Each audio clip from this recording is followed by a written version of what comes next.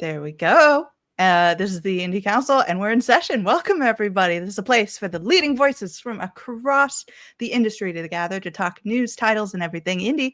I'm your master of ceremonies, Jill Grote, the Indie Informer. And today, joining the council, we have an excellent keynote giver, Jenny Wyndham. Fingers crossed. I hope you're manifesting this in the future for me. No, we know. We already know it's happening. It's going to be great. And ready to stay home, Janet Garcia.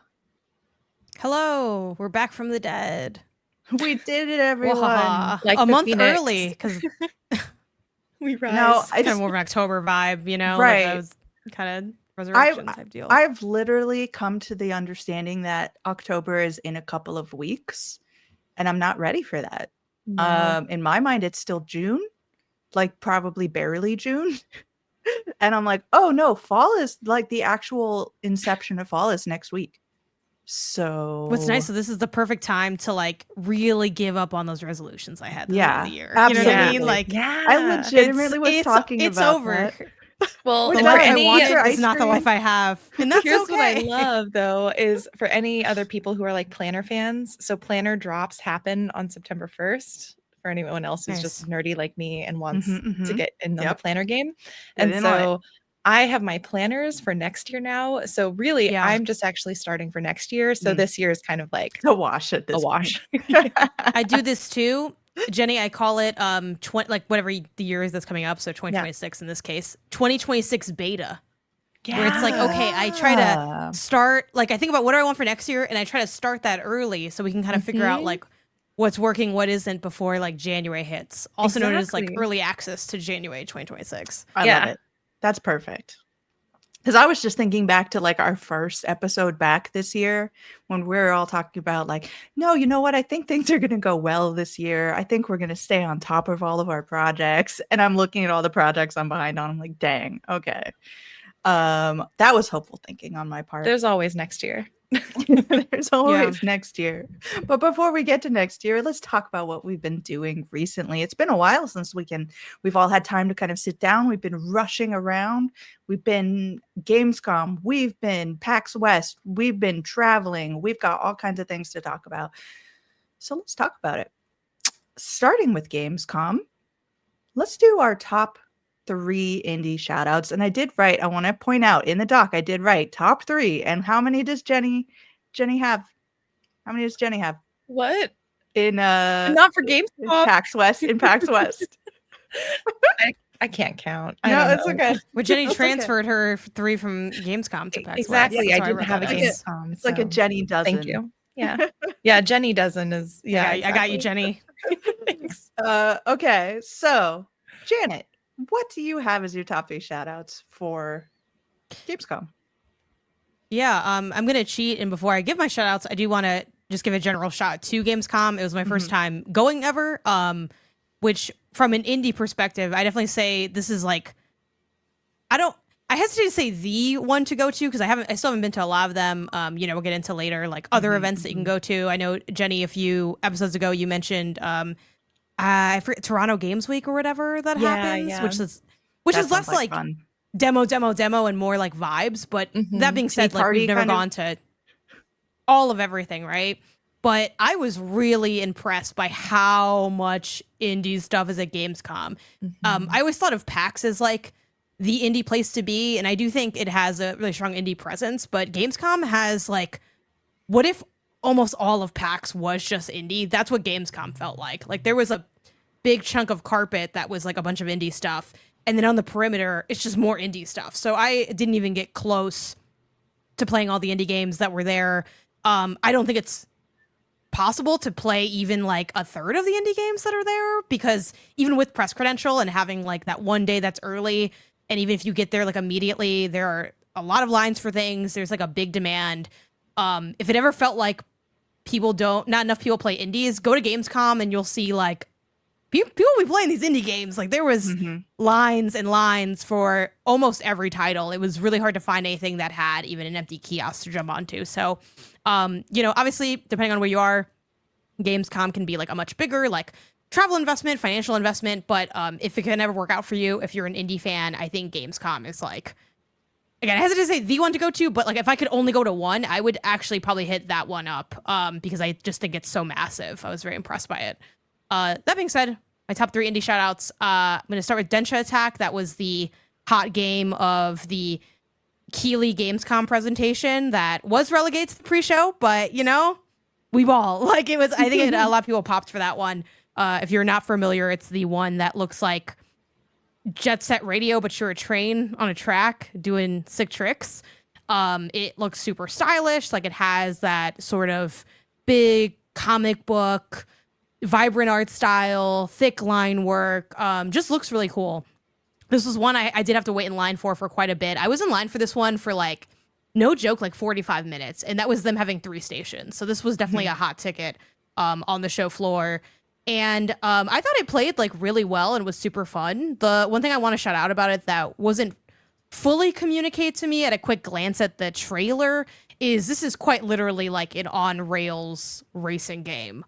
So it is more like akin to like Sayonara Wild Hearts in terms of how you're maneuvering, which is to say that you're going from like lane to lane, dodging things, hitting boosts, maybe like collecting items along the way, rather than a more, I think, traditional racing game where it's like, oh, you're trying to like ride a certain line or like hit a drift or something like that. Like this does have aspects of that, but you are still inherently like on a track. Like you don't even have to accelerate, like you're just kind of going. And then the other stuff is sort of where you can kind of color your style in terms of where you go, like which track you're riding on, when you might hit some tricks to gain points, things like that. It also seems like it'll have sort of like a visual novel-esque narrative around it that kind of has the classic, you know, character art in the foreground, you know, some quick quips, and then you like go into your racing. So that's my first one. Thought it was really cool. Almost no critiques of it. The only critique I had is there was a little bit of funky stuff with like tutorial trick stuff, but I think that might have just been this Xbox controller has been played by hundreds of thousands of people. I don't really read too much into that. So, but you know, might be worth lightly shouting out on the off chance it's relevant when it comes out, which I doubt it. Next one I have is Map, a game about maps.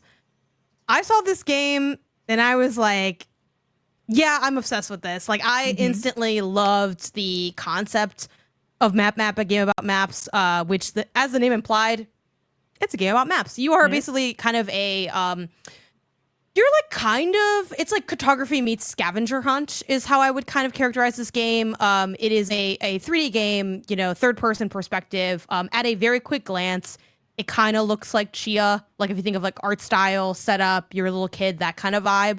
Doesn't play anything like that, but just to kind of give you something to visualize if you're just, you know, hitting the audio format and not seeing the trailer, or like the art slides and things. But it starts off with something like, okay, you have a map, and you can walk around a very small island, and you'll have a task like the bottom left where of the this trees. map says RAR. I just want to point that out. Yeah, you can do some. You get some fun tools as you go. I only played like for like 10 minutes or so. Like I didn't even do the full demo. The demo is still on Steam if you're interested. But it starts off very simple. Like, okay, mark where this tree is. So then you find it in the game. You open your map and then you kind of might think, okay, well, where is this? Okay, let me orient myself to like what I can conceptualize to be the perimeter of the island. Oh, maybe you'll notice, okay, it dips in a lot here, or there's like a bump. Okay, so then this must be this part of the map. And then you start to deduce where it might be. And then where the real, like, wow, this is really well thought out, seems really smart aspect of this game is you put it on there, like on your map, like you put, you know, the X or whatever. And then in the game, a giant map marker falls from the sky. And then it says how many steps away from accuracy you were. Kind of like GeoGuessr style in a way. And I'm like, damn, this is a team or a group. My cat is actually stuck. I'm gonna get up in a second because he's stuck in the studio. He's too fat to fit through the crack of the door. But this is just a game where they really thought a lot of things through, and it just seems like really cool and playful. And I'm a big fan of when someone maxes out like an idea. Like I definitely am someone who believes that like you don't need this massive scope in your game, but you need like a clear vision and then ways to explore that vision that makes sense to the game. So yeah, you get extra tools like a step counter and like crayons and things to draw on your map. You can find landmarks in the area and then they'll place those automatically on your map. So it just seems like a really like fun look at exploration that I thought was really creative. If anyone wants to vamp for 30 seconds while I free this cat, I would love to. Now's the time to do so. Man. I really wish that we could watch the scene unfolding as Bruce, stuck in the studio, can't get out, desperately clawing his way through. But no, I did see this map, and I was just like, I'm super in love with this. This like reminds me of Carto, but in like a real 3D kind of exploration way, and I loved it. Yep, it's so cute. Very excited for this one. I keep forgetting that freed himself. I keep forgetting that my cursor, which I can see on the screen, isn't actually right there because it's on the other side, and I need to move it over. And that it wasn't necessary for me to tell you guys, but it was pressing at that moment to my brain. I feel you. My last one is a game called Band Together. And it's developed and published by Bippin Bits, which is important to tell you because there are 2 games on Steam called Band Together. And whenever I look up Band Together, I get the other one. So I need to clarify which one I'm talking about. It's the Bippin Bits one. No shade to the other one. I just didn't play it. I don't know anything about it. So Band Together, the TLDR of this is it's a cutesy Vampire Survivors like game that has a musical angle to it. That's the long and the short of it. But to get a little bit more details on, I think a lot of times when we see these games that are sort of, mimicking or inspired by like hot indie hits, we think of Vampire Survivors, we think of, freaking Balatro and all of that. It's easy to kind of think, okay, but like what's sort of special about this? Like what makes it worth paying attention to? And I think for Band Together, the answer to that is that it has more of an adventure game angle than what you get in a Vampire Survivors or even a oh my god, why am I forgetting the name of that game we were obsessed with for like a year? The one where you were like a lava lamp. Jenny said it's Vampire Survivors, but you're in a lava lamp. What is that game called? I want to say Blippos. Oh that's not right. Goobies. No, Goobies. Thank you. Okay, Goobies. We all like Goobies, and Goobies has its own vibe too. But Goobies is a lot like more like, oh yeah, it's Vampire Survivors, but you're like kind of goo. This has more of an adventure game style in the sense of if you think of like old school Legend of Zelda, that's sort of not fully top-down angle, not fully isometric, but you're kind of going through different areas and like exploring a town and maybe uncovering things. So for that reason, it's also slower than Vampire Survivors. I think if you've never played Vampire Survivors or you have played it and thought like, this isn't my vibe, one of those reasons might be because it's a very like overwhelming kind of game. Like if you look at a screenshot of Vampire Survivors, you're like, which one am I? Who's in there? This isn't as like visually overwhelming as that. It's a little bit slower paced. You pick up party members. They like play their little instruments and that's how they do their attacks. You still get the fun of the continuous roll of upgrades. And you also have like a really cool art style. The art style kind of reminds me a little bit of like Cult of the Lamb-esque, where it's like cutesy, but the line work's kind of reminiscent of that and has like a little bit of a dark angle to it too, potentially. So yeah, I just thought this was like a really nice take on the formula that felt like it was different enough to not be, relegated to, well, why don't I just play Vampire Survivors or Goobies or these other titles? Like it feels like it's doing enough differently that it makes it worth checking out. So I really like this one as well. And those are my top 3 from Gamescom. I love it. I think everything you've said, but also this particular dialogue box has totally sold me on it. It is for audio listeners. It is a worm that says, "Brave adventurer, I am the magical spirit of the forest. Not just a worm, I swear." So that's got me. There he is. I like it. That is my kind of humor right there. I also have a couple, once I unshare my screen here, that I wanted to shout out, which are first and foremost, of course, we got the long-awaited Silksong reveal. It dropped in a way I kind of expected, in the middle of nowhere on a random Tuesday at some point. Like everyone was going to play it. Everyone is playing it. And only now am I 100% sure that Silksong is coming out, like it's at that point. So I want to shout that out because I think that's one of the more momentous things that did happen at Gamescom. I was really, really caught off guard by a game called Valor Mortis. This is a game from the Ghost Runner team. So it's a very different look for them. I essentially, when I wrote down my notes, I was like, French Revolution Bloodborne is kind of the look of this game. But it is a Souls-like. I did get to play it a little bit, which was really, really fun to do. It's got a lot of like, haha, you can't get me because I already knew this was coming. There's a bad guy around this corner when there's some just nice looking treasure right in front of me. I'm not going to jump right at it.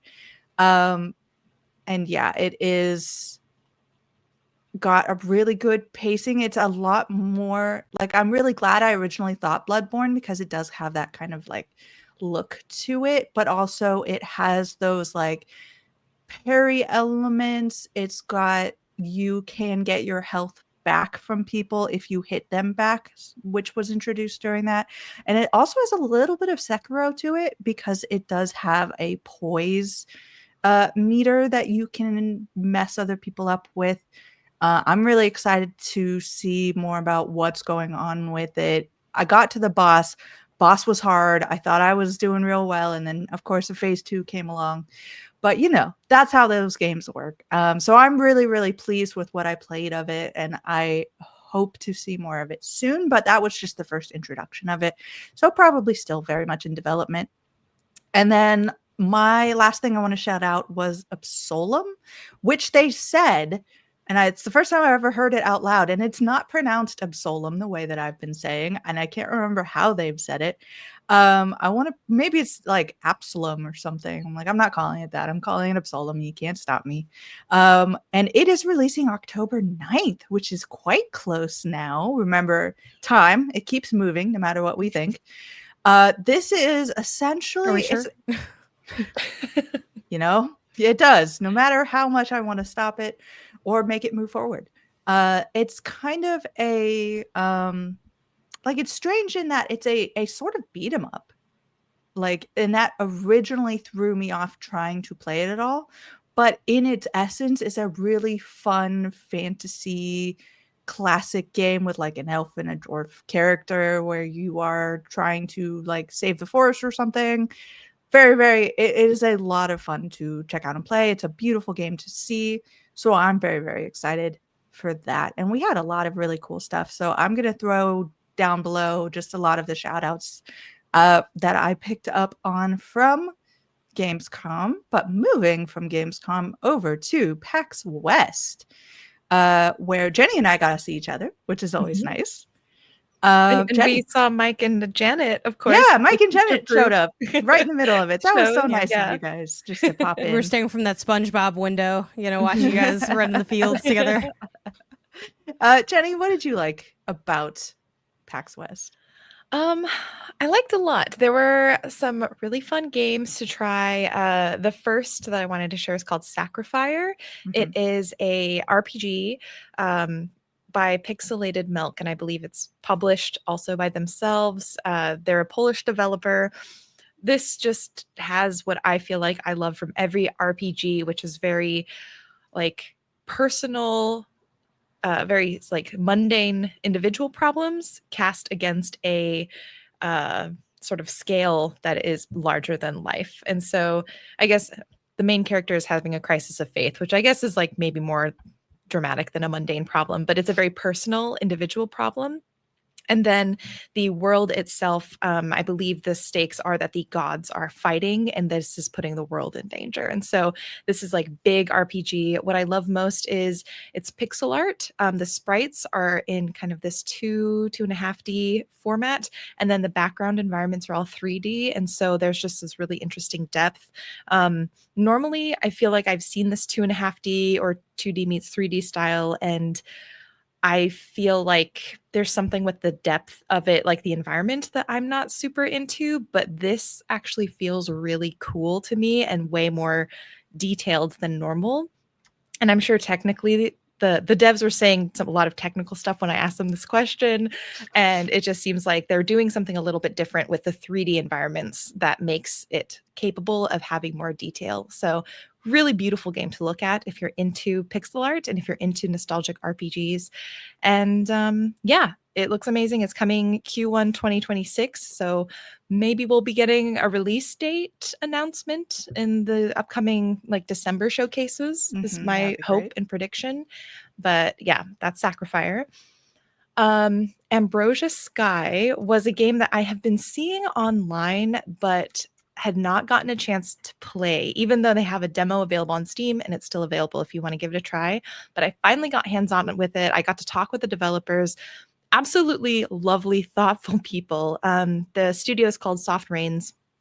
And this game it's this interesting blend of power wash simulator meets Metroid, like a Metroid-like environment and character even, and maybe even a little bit of sort of post-apocalyptic. I don't want to say maybe like 1,000 times resist in the way it's thinking about generations in the future and grief. And you play this one character named Dahlia who is dispatched to the rings of Saturn, where these sort of abandoned structures and spaceship remains lie. And you need to clean up this fungus that seems to have caused like the destruction of these places and figure out what happened to the people there and collect the data to help people mourn those that they've lost. And it just seems like a really thoughtful, kind of like calm game that's set in space. And there's like a hard sci-fi element to it with the thoughtfulness that I don't feel like I see too often in this kind of a atmosphere. And I really loved it. I think it's very dark, and I couldn't tell if that was because the show floor was also dark and maybe the settings on the computer were a little bit dark. So that was like my one critique, but I like almost got choked up on the show floor by the end of the demo that I played there. The end of the demo is intense, right, Jenny? It's really good. Yeah. So, what did you think about it? I remember this. I don't remember the darkness element, so it may be something that Might was have been going like on. the screen, yeah. Yeah. It's very much like I kind of want to liken it to Revenge of the Savage Planet, not because of any of the narrative stuff, but because you have a tool that changes with elements. So you have like the ability to shoot water and like fire and electricity and to use that in different ways to solve puzzles, which is really another cool element of this. And then I remember them being very, very proud of their like self-built physics engine. So a lot of this really is a lot of fun to play around with and to try different things with. So kind of like a Breath of the Wild puzzle thing where you see a lot of people. I think we're going to see a lot of people playing this game and finding solutions that we did not expect. That's going to be a lot of fun. Yeah. With playing this. But yeah, it's definitely on my radar.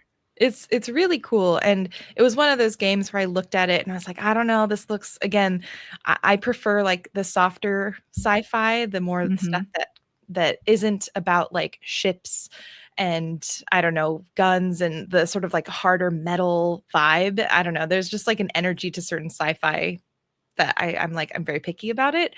So I was a bit apprehensive, but I think the core of this is really about approaching like grief and then like looking ahead towards a crisis that's coming and like what you do with the knowledge that you've gained. And I think that's going to be really, really poignant in this time, especially. So very excited for that one. Very different tone. I played Truckful, which is a game that I was really looking forward to and was not anticipating it being as difficult as it was. I warned you, Jenny. I warned you. Not ready. So this is by Mythic Owl, and I think it's published by Mythic Owl and Pocket Pair Publishing. And this is a game where it's like, if I had to reduce it, it is a dredge, but with a truck. That's like the most basic elevator pitch. If you've played Dredge, you'll know kind of exactly what you're going to be doing. You have a truck, you fill it with objects, you're driving to deliver it different places. What I did not expect was the perspective of the camera and the way that you drive. You're moving what feels like on more of a sort of, I don't know, Jill, help me out. Is it like, it's like more of a 2D plane, or you're moving left to right more than having the camera behind the truck directly. And so because of that perspective, the steering ends up taking a little bit of a learning curve to get used to, because instead of pressing the joystick forward, you're pressing it right. And so that sort of left to right angle changes just how you're steering, and it makes the steering much more difficult. Turning, stopping, reversing, parallel parking. I actually did an incredible reverse and park and back up into another truck. The dev even was like, you did that great. And I was like, I wish I could have seen that, because I absolutely ran over like a fence trying to get that done. It was so wild. And you have a little Tetris mini game where you get objects that you're putting in the back of your truck. The trick is, once you put objects in the back of your truck, they, because of the physics in the game, if you go over a bump, if you make a sharp turn, they have the possibility of falling out. And so if they fall out, you do insta fail that section of the mission, have to kind of restart at the last checkpoint. So that is a difficulty element that I was not expecting. And they weigh different amounts as well. So you have to like put that in your brain, because I put this, you can see on the screen here, on the left are the objects you're putting in. There's a woman. This is a woman who's like balled up. She's like, no, I'm good. Go ahead and throw me in the back. She would fall out at any turn. So I had to make sure that she was lower down in the truck than I originally. I'm like, you can save yourself. Nope. She's just going to fall out like a ball anytime that you move. I'm like, see, and I chose hard mode because I put all the flat stuff on the bottom, and I was like, oh, you can sit on the top because it's more comfy. Yeah, it was not for me any easier. No, it was hard. So yeah, I thought that was a really fun added challenge, but I could see how if I was not prepared for that and I purchased the game, I'd be like, oh dang, this is not what I expected. But I loved it. I think if I had more time with it, I could sit at home and not play it on a show floor. It's like exactly the kind of challenge I would love to get into. And when you upgrade your truck, you can eventually upgrade it so it has higher sides, better suspension, so you're not going to have as much trouble in an ideal world of things falling out. And the trick, the scary part, is during the day, everything looks all cute. Lovely. Forest is Look at lovely. that. Yeah. Nothing can go bad. Glades, farmlands. But when night falls and you're in the forest, there are dangers that will chase you. And as far as the demo went, there's no way to fight back. You just have to drive expertly away from that danger. So I love that kind of a pressure. So yeah. That's Truckful. Love it. And then last game, because I cannot count 3. This is the Jenny. No, 3. Do both, Jenny. I love it. Okay, I'll do Star Seeker, and then shout out a new collective that I didn't know about. Star Seeker is the next game from the Astroneer team, which I admittedly loved the idea of Astroneer more than I loved Astroneer. It was too physicsy for me, and it was too open for me. And so after about an hour of playing, I had a great time with it, and I actually just never picked it up again because it didn't have enough for me to like work towards, because I am a person who needs just explicit goals. Star Seeker seems like the team has taken a lot of the stuff that they did great in Astroneer and create more of a structure for people like me who are like, give me a role to play, give me a goal to achieve, and I will have a blast because then I have something to do with my time. And so basically in this game, you can have teams of up to 4 or crews of up to 4, each with varying roles that help you explore and harvest from this planet that you're exploring in different ways. And what's really cool is the planets are basically, you can share the same planet, I think, as other people who are also playing multiplayer. And so there's like this element of collaborative exploration. And as you play with your friends, you return back to the same planet. And there's a lot like more content there to explore than I think the smaller planets of Astroneer. So I'm just very excited. It was really, really fun. I think there's going to be a lot of moments to be very goofy. And yeah, I don't think they have a release date. Nope, just 2026. And that System Era Softworks. But I don't know. Did you try, Jill, when you were there? I did not. I was with their first game a little less jazzed with it than I might have been. So I didn't go hands-on with this, but hearing that you enjoyed it is maybe what's going to bring me over. Yeah, this is something like as an indie council, I think would be really fun for us to play. Yeah. Like that's what I was thinking. I was like, can I be the role of the guy who's just standing by the ship watching. Yeah, it was great. And then the last like sort of shout out, this is a collective that I did not know existed until PAX. I think it's relatively new. It's called Black Lantern Collective. I called them a publisher in the notes here, but I think it's more of a group of developers and studios who are working together to just kind of help one another and like use that power of community to like just amplify their games. They seem to have much more of a like Mike Sicko kind of vibe to them. They have this game called Children of Saturn, which is this sort of art housey film experimental. What was the game that was from Australia about the fires and you were taking pictures? Oh. Nope. It is not in my head. Sorry, Jenny. Umurangi Generation. That's what it is. Oh, thank you. Umurangi I was Generation. never going to pull that. Children of Saturn reminds me of an Umurangi Generation, but for people who experienced like the California fires. There's a game that was about it's called Dead Finger Dice, where you're on a yacht with billionaires and you're trying to kill them. There's a game called Muffle's Life Sentence, which is a deck builder, but it's very creepy because you put on like different faces. All very creepy Mike Sicko games that I wished I had more time to like dive into. So this was just a collective I wanted to shout out because it seems like they have a lot of very cool things going on.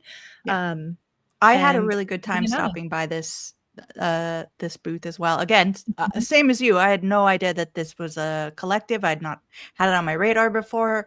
But what I did have on my radar, which I'm a big fan of, is the Sucker for Love series. And I had been looking for this game. So as soon as I saw it, I was like, oh, this is cool. And then realized that it's part of this really cool collective.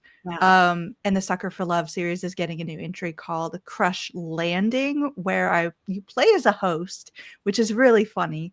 So you're on a date, but you're like, oh, I'm over dates. And then a comet lands coincidentally right in your apartment.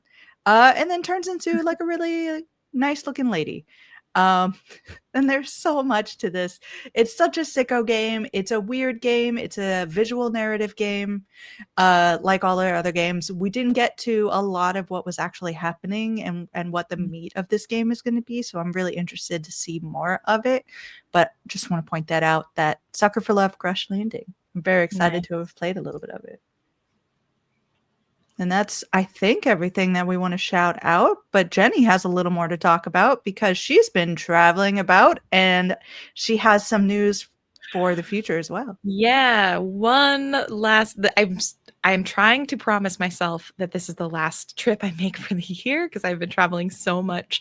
But I'll be at Melbourne Games Week. So for anyone listening who happens to be at Melbourne Games Week or at PAX Australia specifically, I'll be doing a few panels there. I think I'm still working with the organizers on which ones. I think there's probably 2 that I'm going to be a part of. So if anyone's in Australia, go to PAX and say hi. That'd be cool.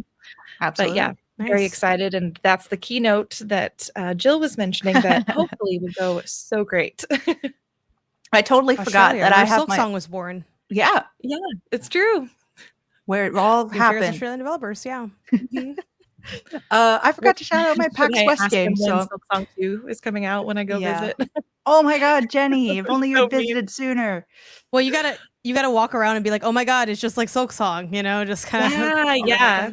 Oh my gosh, that I can't imagine that joke would last for that long, But we can see. My top 3s for PAX West.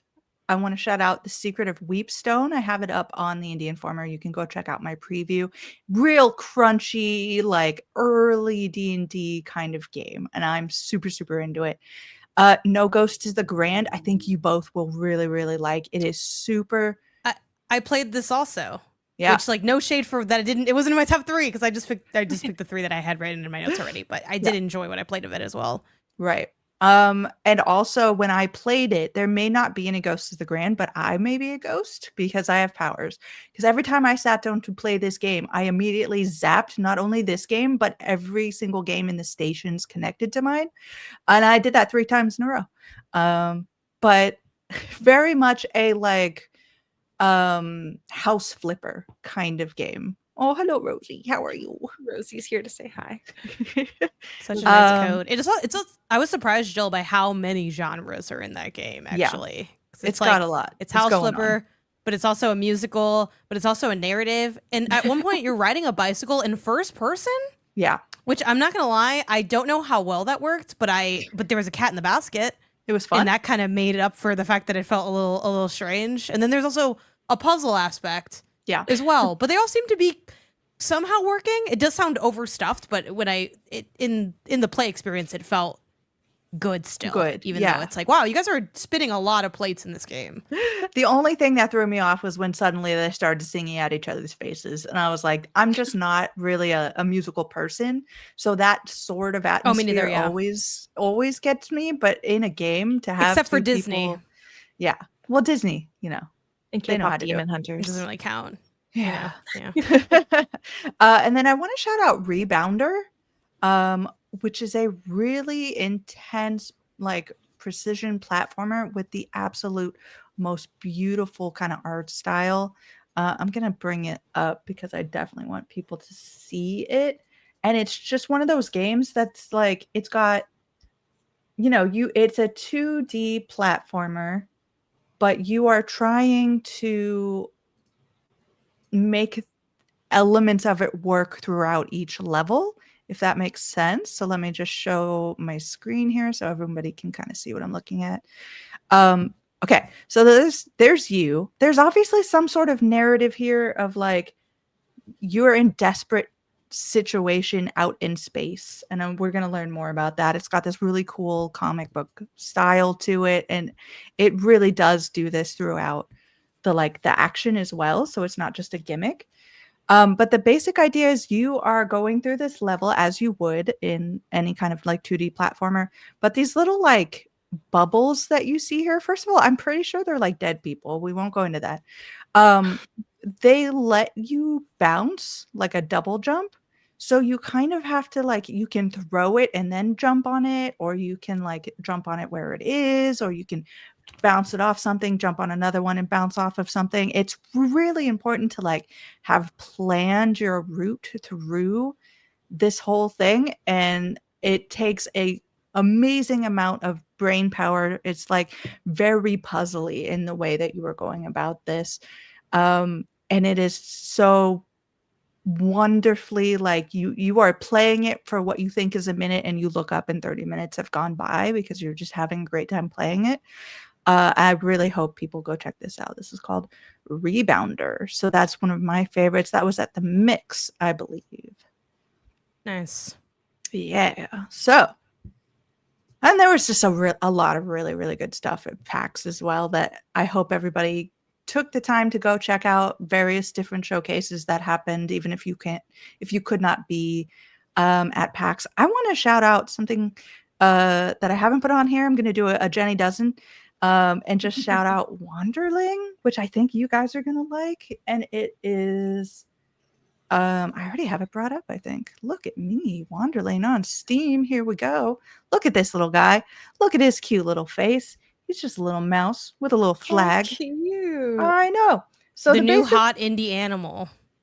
The mouse. I know. It's what's going like on. Mice and rats. It's mice like we got like maze mice. Like, they're cute. I'm into it. There's the one that's like, I don't know, is it Scott? It's something. It's like the one where you're like it's like a open world game. Oh, the one Jill that's played this like at, Unravel. Yeah. Xbox's thing. Yeah. Then there's the other one, the Winter Burrow. So yeah, this is Winter Burrow is really good. Time. Year of the Mouse.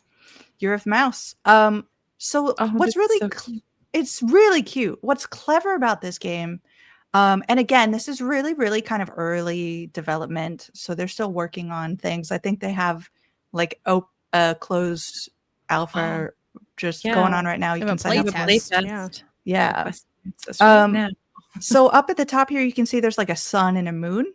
You actually have only a certain amount of time before darkness falls. And throughout the day, you can like place tiny little torches throughout so you can find your way back should darkness befall you. But you are trying desperately to like find different keys to different levels, to different things before darkness falls. And if darkness happens to catch you, you kind of die and you have to start over. So it's a very sweet game with a lot of really cool aspects to it. And I really want to look how big that is. I love it. I want to urge people to go check this out. It's called Wanderling, and it's very cute. It looks really very, cool. very good. Go I check that out. really like this.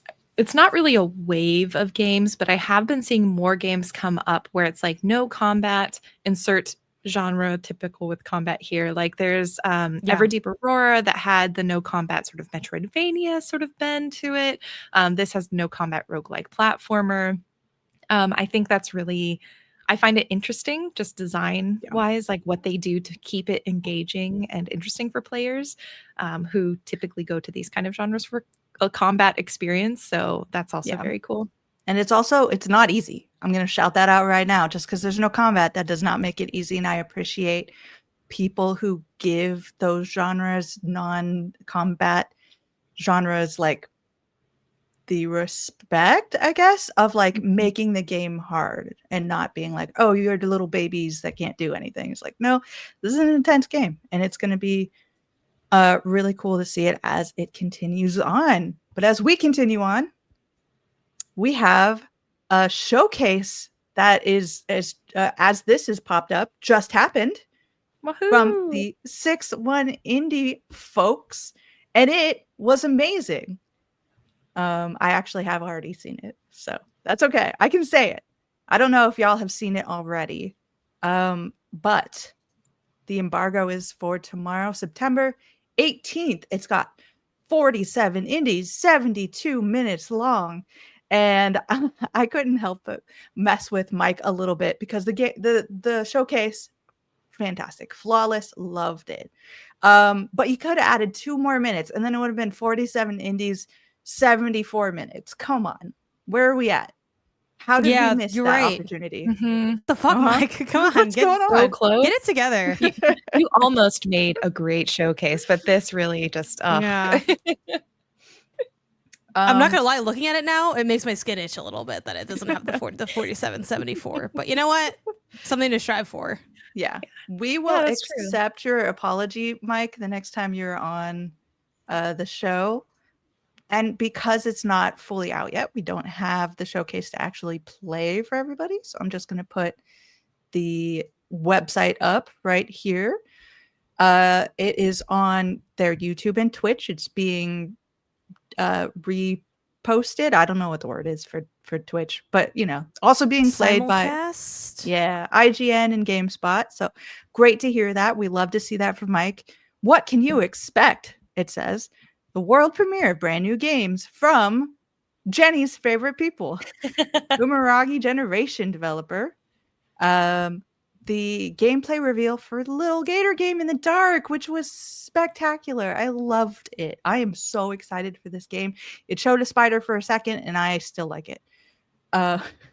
New looks at Super Rare Originals and the Blumhouse games. We got a little bit of spookies, but it wasn't as spooky as I think it has been in the past. I think this particular showcase was a little more creepy cozy than actually spooky. So I'm really happy with that. I love what they do for pre-show. So if y'all want to check this out, it's 8:50 Pacific time tomorrow. The pre-show shouts out indie games that are already out, but still could use a little love. And I love that as a pre-show concept so that people can go and do things and pick up games that are happening right now. And speaking of, wherever my pen went, that includes The Dark Queen of Morthholm, which Jenny, I know you shouted out before. I did a full playthrough run on stream. So good. It's so freaking good, Jenny. I loved it. I played around with it and I got 2 different endings and it's fabulous. And it's really quick to play too. I would say relatively quick. So definitely one that you can hop in, play in one session, get a really good time out of it. Yeah. And then be like, oh, but I want to play a little bit more of it. On top of that, the girl from Arcania, we got Detective Dotson. Blippo Plus, Althea, The Wrath of Airfee, Whisper Mountain Outbreak, which y'all, we should also think about doing together. That would be a fun one. And Rusty's Retirement all showed up in the pre-show. Starting off really strong, we got a look at Lucid. Really lovely. We still don't have an exact release date, which is unfortunate, but I'm happy to see it. It means it's still going. We've been waiting for it for a long time, but there is a demo. You can go check that out. Followed up by Demon Tides, On Any Journey, Mr. Sleepy Man, which was at PAX West, which was a lot of fun, Plum Road Tea Dream, and Adrift are going to be the ones that kind of started out. We're all feeling good. All of those have demos you can go out and play. I think one of the bigger pops for this entire showcase, when in the group I was watching it with, was Colorbound, which is a Whitethorn joint, and it looks really sweet and very interesting sort of puzzle mechanics regarding how colors work. It kind of reminded me of Hue. Is that the name of the game? It kind of reminded me of that sort of thing. But it's got these really lovely kind of like also Yoshi's Island, the original, just like charming, dreamlike looks and lands, which I'm super excited by. Actually, I'll show everybody. This is going to be great. I can actually do this. Boop. Colorbound. Look how sweet this looks. I'm so into this.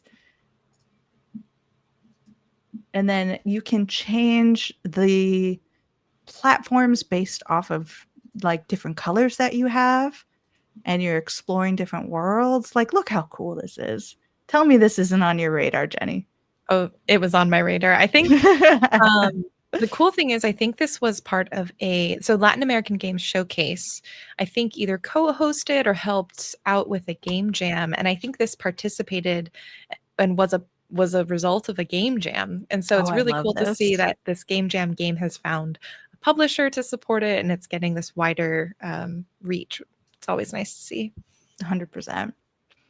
Let's see. Other ones that really popped for me. Of course, we hit the Sicko Games area with Crystal Theater of Idols, which we saw a lot of. We've seen Broomstick Exorcist before, but it is also a lovely hand-drawn kind of 2D beat 'em up a little bit. Dice a Lot was something really cool. We got another look at Recur, which is a game that I'm very big into. Let's see. Hermit and Pig made a huge drop. I'm super excited for Hermit and Pig. I can't remember if they have their actual release date. Let me double check, because I don't want to say anything. Oh my gosh, I can actually show the video here. Can you guys hear that? I don't think I could hear it. I did for like half of a second. But I'll turn it. I want to turn it down a little bit, but let's turn it down. And yeah, Hermit and Pig, for folks who have not heard of it yet, if you like the quirky sort of Earthbound-like RPGs of yesteryear, like this is gonna scratch that itch. It's a turn-based RPG. You have an old man with his pet pig, and I think they're trying to battle like a corporation that's coming into town or something. So yeah, very cool. And let me actually let my cat out now because she cannot get out. That's hilarious. I'm gonna look back and my cats are gonna be like, I'm stuck, help me. The method of attack is really funny too, because it's sort of real life action, but also turn-based. I love games that are messing around with that right now. And then you've got this cute little pig, got a cute little old man, and then just weird things are happening. You're like, I don't know how to deal with. It's such a good trailer for it too. I love it so much. I've been very, very much. This is one of those like highly anticipated games for me. So January 22nd, 2026. I'm so excited for this. That's what I'm going to be doing, and that's very close to my birthday. So thank you, everyone, for giving me that birthday gift. We got another look at Gecko Gods, which I'm always happy to see. Perfect Tides showed up as well. Children of Saturn was, just as Jenny was talking it up earlier, also there. Engraving is kind of, I'm not gonna lie, it's really funny we were talking about maps, because engraving is kind of maps, but like if you threw it down the sicko hole. Like, I'm super into this. I already started Googling, so I'm just go see ahead. it through, even though the sicko hole thing is going to be tab out. It. You're gonna make it actually, like, you're gonna look at it and just be sicked out. Let me share it really fast here. Oh, yeah, that is fun. You're like drawing on the map. Uh-huh. It says, in this horror adventure, your only weapon are ink, paper, and will. Explore shifting paths, chart them by hand, and uncover ancient secrets buried beneath root and stone. Every step takes its toll. This could work because I like the settings and vibes of spooky. I play some scary games, but I'm not as into like hyper intense gameplay, hyper gore. I'm more of like a Resident Evil casual, where it's like, what if we walked around an area that cost a lot of money to somebody? And so that's kind of my vibe. So the character, with this like ooh shallow low, the map one, yeah. You're like that character in Silksong, in maybe a scarier place. And so a little, I could be scary to him. It could be equally scary. I am curious what the because the trailer doesn't really like get into, I guess, some of the more loop aspects of the gameplay. Like, I'm curious if you just have that. Is it like you avoid dying? Can I like draw stuff that affects the, you know what I mean? Can I like draw a line and it's like, no, like get out of here. I don't. Yeah, like I'm curious what that aspect looks like, but I like the idea of drawing on a map and hanging out in a place. We'll see. Next up, we got shout out for Gigasword, which a lot of people loved from PAX East, but they called it Gigasword. And I was like, I'm not saying that. That's upsetting, yeah. Number 2 of things I'm not saying that way. Nocturnal 2 looks as scary as it does good. God's TV also looks very good. And then top one of my pops is going to be Little Gator Game in the Dark. Looks absolutely amazing. I'm going to see if I can jump to that as well, because it is very sweet. And, Little Gator Game, I'm a huge fan of. I don't know if y'all played. Okay, let's see. I'm going to push the play button. There we go. Oh, sound off. There we go. Oh! Look how cute it is. Destroy the playground, it says. It's very Legend of Zelda based. It is not even trying to not pretend that's what it is, but it's just this little gator who's got a little imagination, who's like exploring the world and pretending they're bad guys. And see, there's our spider, and I didn't even get freaked out. I also think that I did play Little Gator Game when it came out, and I really love this game. I think it is the slightly like not at. Here's the thing: A Short Hike is like one of the best kind of games, period. So obviously, not a lot of games are going to square up against Short Hike. But Gator Game, if you liked A Short Hike, my guess is you would like Little Gator Game. They're very similar in construction. They provide similar intrigue and exploration, where it's like go around, talk to people, get items, do little quests. It's just that, again, Short Hike is just very like very, very, very kind of, it might be a perfect game if I'm being honest. And it's not even that Little Gator Game has anything that I didn't like about it, actually. It's just that, like, that bar's very high. But I think if you like that vibe, Gator Game's definitely like a must that I feel like not enough people played when it came out. Yeah. And that's going to be the end of the 6-1 Indie Showcase. I just want to shout out Mike and everybody, Kyle, who works on this, Kelsey was in this one, which is fun. It's always good to see everybody coming together and doing something amazing, and their production values keep going up, and it's wild how hard they work on this, and like literally don't know how they manage to put something so amazing together every year, twice every year, 3 times every year, including the Indie Awards. Y'all did amazing. Congratulations. I hope you take a moment to breathe before going on to your next thing. I know you won't, but it was an amazing showcase. So, oh, hold on.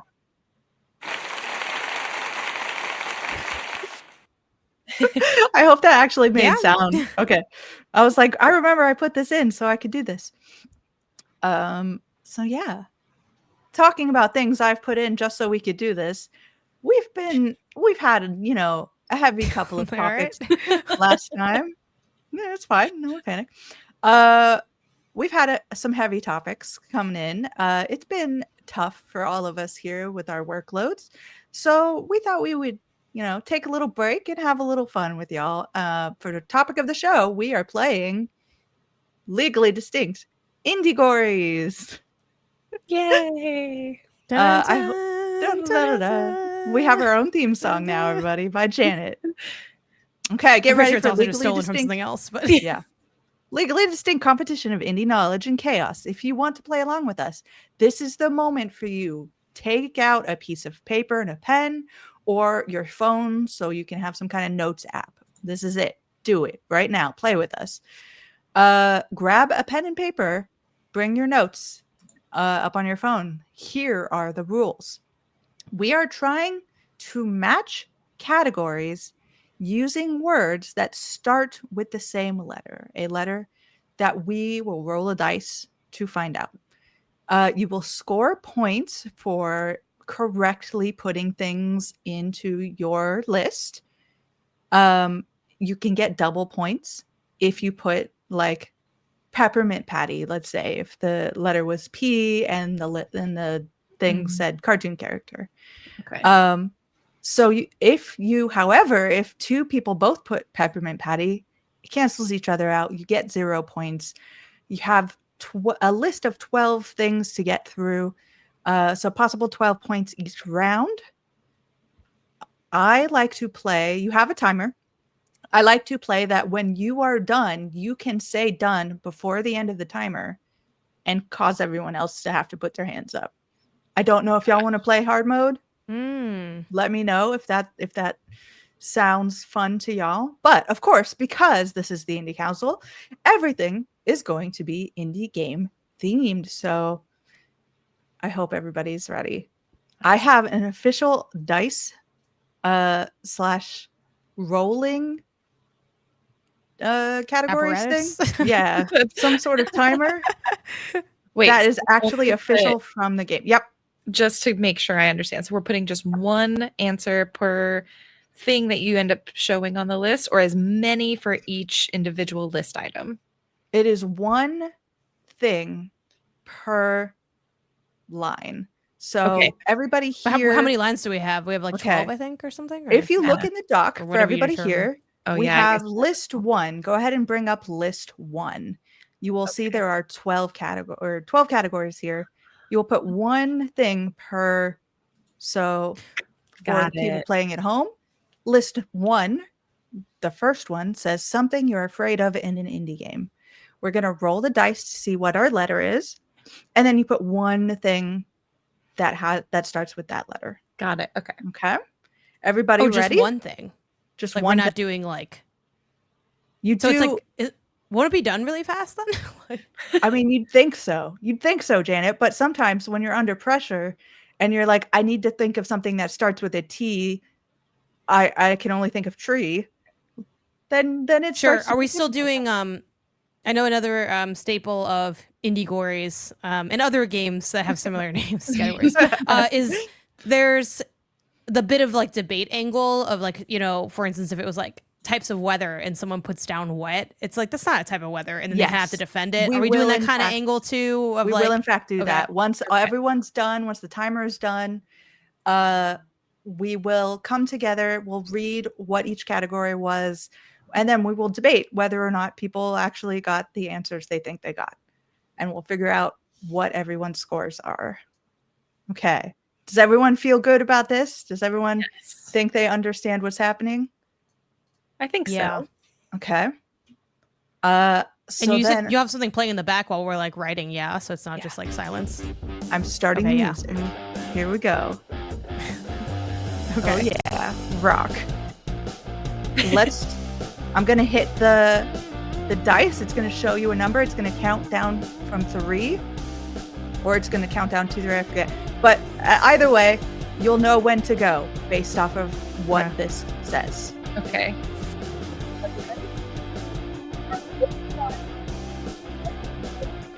Your audio has just stopped. Oh, that's okay. Okay, yeah.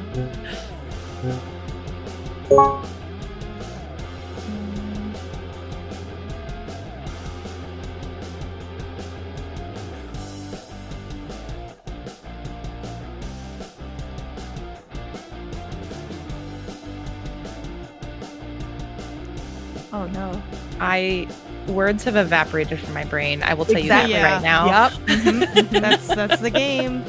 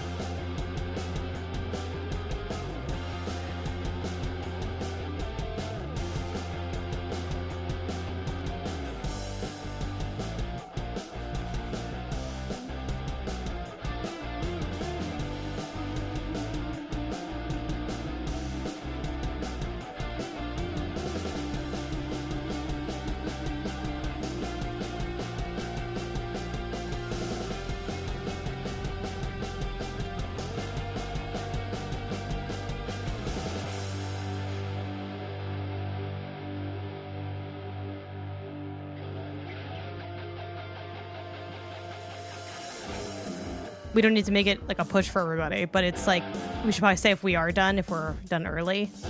Oh my god, are you done now? You're so smart, right? What? Oh wait, never mind. Wait, no, hold on, never mind. I'm not done. I misunderstood. It's all good. Don't worry about it. I was like, is this not like really fast? Okay. Wait. No, now I'm actually madly behind. Give me a second. No. Don't worry about it.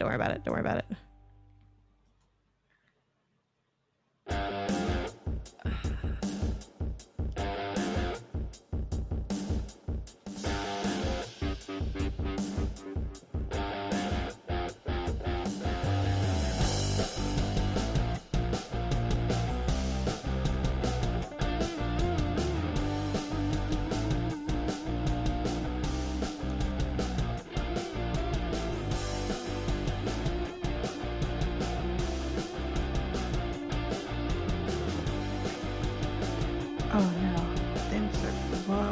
Oh my god.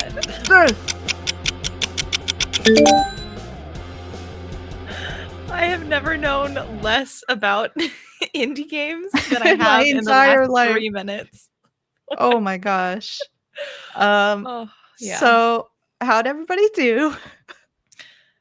I didn't do great. Let's see what happens. I literally got a word in my head and I couldn't get it out. So for list 1, for everybody at home, the first category is something you're afraid of in an indie game. Y'all, what do we have? Something that starts with H you're afraid of in an indie game. Jenny. I put Hades. Oh, that's absolutely fantastic. That is such a great answer. I put hippos. I'm sure there are mean hippos somewhere. What game? You know what? I think maybe Little Gator Game has some mean hippos. if I'm thinking about it? I think it's got. Can you counteract that, Janet? You got any scientific proof? I don't think I genuinely don't think it does. I know there's like a horse, but no one's really scary in Little Gator Game. Like even the bullies are kind of nice. It's like a nice little space to be. No, I don't think. I gotta be honest with you. I'm gonna get almost no points, but I don't think you going. I don't think that one clears. Okay. I put Hornet. Oh, perfect. Yes.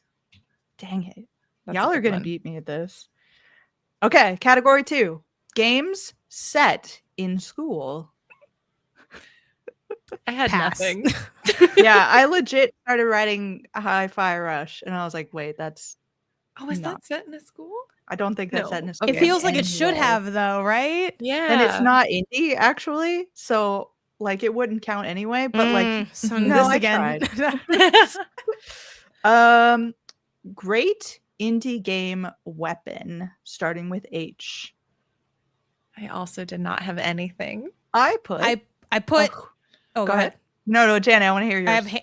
I have handlebar. Like I feel like at some point in mouthwashing, you're just picking up stuff, trying to defend yourself. That's true. That's true. Was there? I guess even if we didn't use it, I guess a crowbar is not really a handlebar though. Is the only wrinkle there, if I'm being honest. Yeah. But yeah, it's like a kind of if you ripped it off the bicycle, maybe. Mm-hmm. Yeah, I'll see myself out. What do you have, Jill? Handgun. Oh, damn, that's good. Dang, that's a good one. What game? It's every game. And any game you can You have to give me one. Every Little Gator game has a handgun. Has a handgun. Literally, Jill, name one game though. Yeah, I'm pretty sure Little Gator game has a handgun, everybody. So yeah.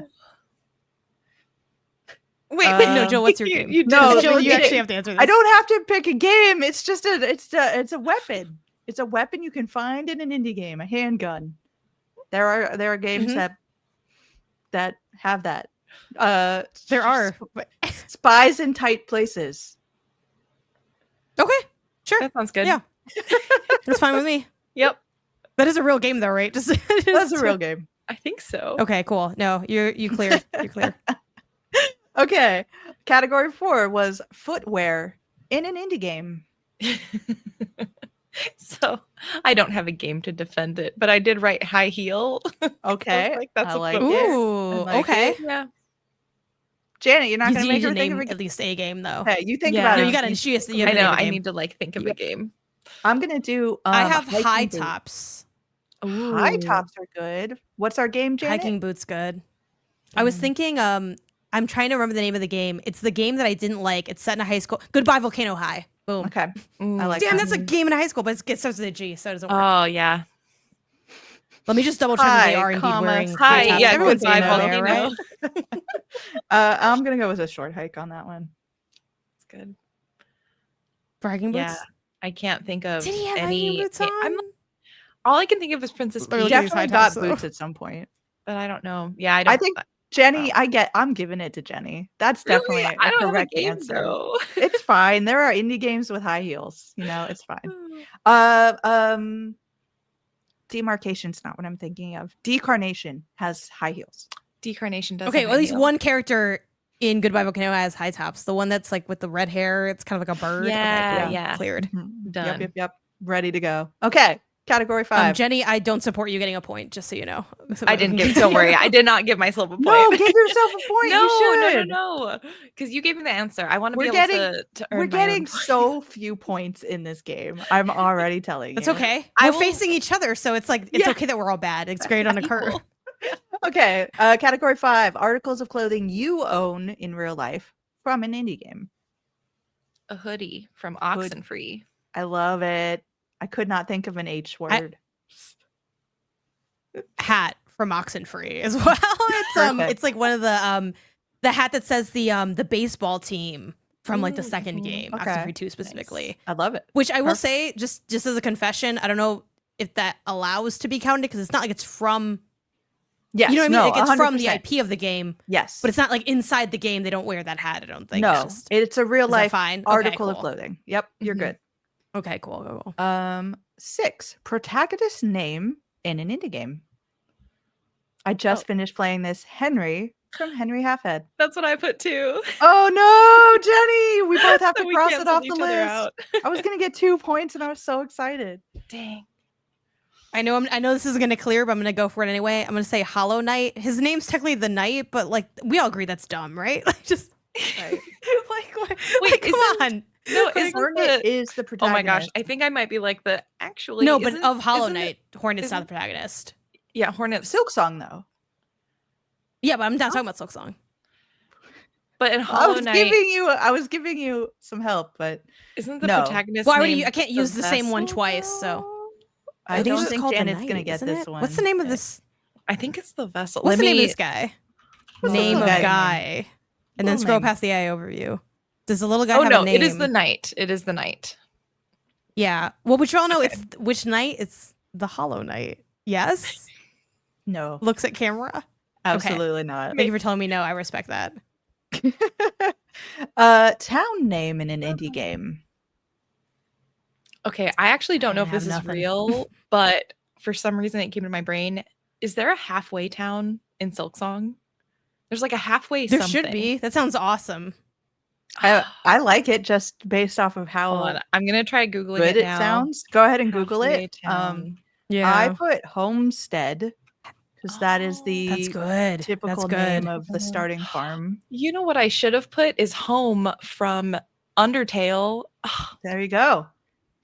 I'm Yeah. sorry, Jenny. Damn. It looks like there's something in Silksong for that. It's called a halfway home or something. Or Yeah. Halfway home. Oh, you could have I get gotten a that place? second Well- point. You only get that 1 point. if Ooh, only but you is that a put 2 town? points.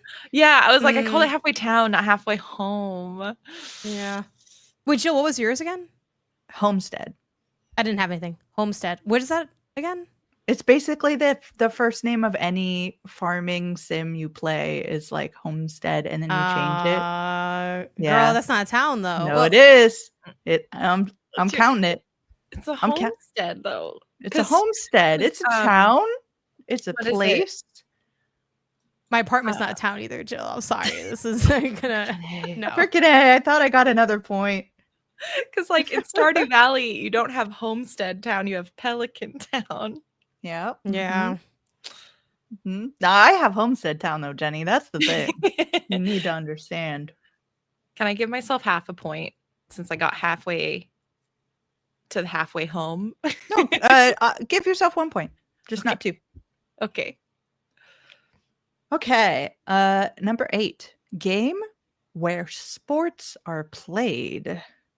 An indie game where sports are played. I don't have anything. I kept thinking Bastion, and I was like, that's not an H. That's not helpful for anybody. Yeah, I kept thinking Desta, and I was just like, no, that's wrong. It's a D. It's not the letter I need. Nope. Janet, did you come up with anything good? No, I don't got nothing for games where sports are played. Okay, things you make / craft in an indie game. I have a helm. Oh, that's good. From what game? Okay. What game? Freaking every game where you make armor of any kind. Okay. Can you name one for 1,000 points? Name one woman. Okay, so you craft a helm in sexy Stardew Valley. What's it called? Furious Mystery? Fate, everything? Yeah, Fields of Mystery. Oh, okay. You craft a helm. Okay. You craft your helm. That's good. That's good. Okay, that's fair.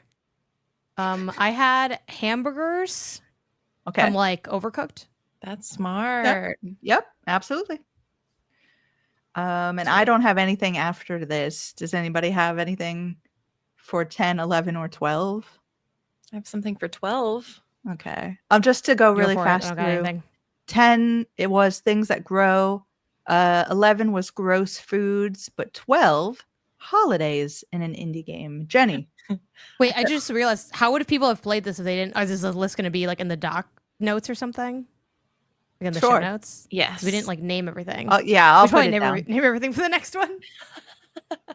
No, because we can't, because you have to okay. No, I can run through the list really quickly. Well, it only takes like a few seconds to. I don't think anyone's getting an edge off the. That's not why we failed. You know what I mean? Okay. Maybe I'll just show it really quickly and then okay, I've got it. I've got the plan. Jenny, what's our holiday from an indie game? Halloween from Costume Quest. Oh, perfect. I love it. Nice. Yeah, that's a good one. Okay. That's like so the for our one. first list, everybody tally up their points. I got 3. How's everybody else doing? I have 4. 4 more than I thought. Yeah, Okay. honestly, Okay. I'm already winning in my own competition against myself. Okay.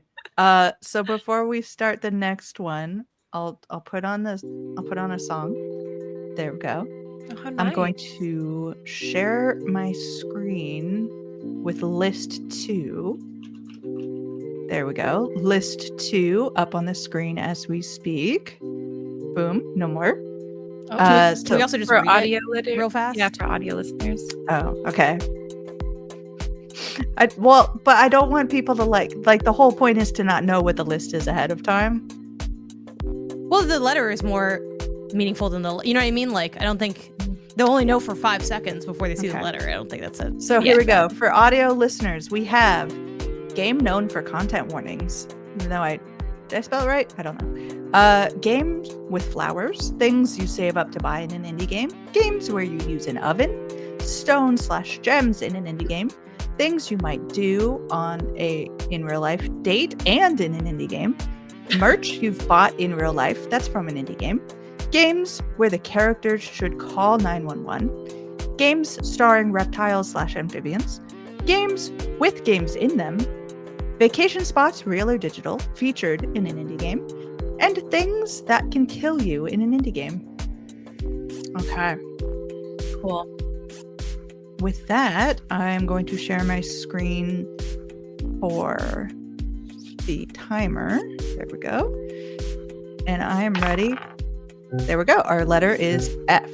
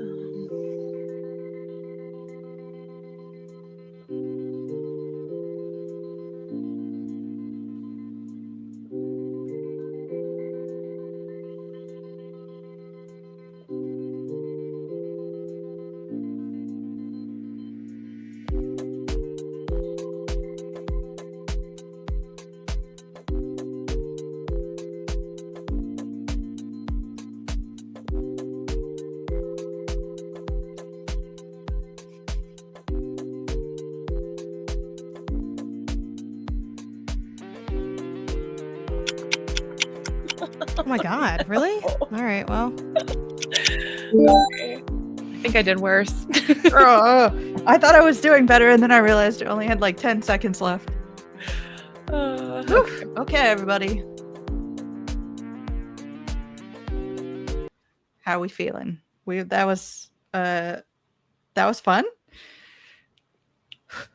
Let's see how badly we've done. Let's see how badly we've done on that one.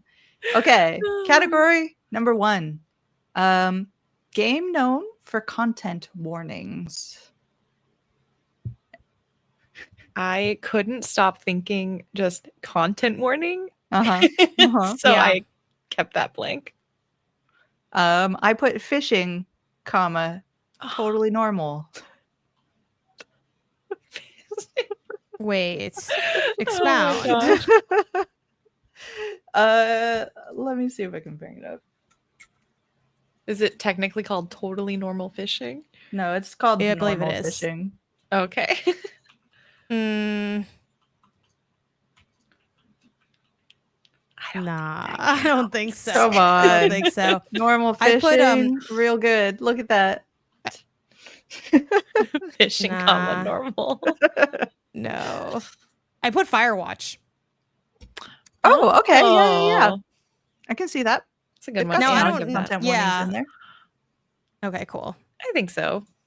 I'd give Great. it that. I felt traumatized playing Firewatch. There were definitely warnings about like alcohol use and stuff like that. Yeah, I also think it has like the vibes of like watch out. So anyway. Category 2, game with flowers. Oh, I put Fields of Mystria. Yeah. Dang it. Yep, no points. I knew flower. I couldn't think of anything else. Me neither. Oh, that's a good one. Flower. Yeah, flower. Oh my gosh, how obvious. Damn. I thought everyone was actually, going just to put one that, flower. No, I don't know. There's a lot of flowers. I don't know.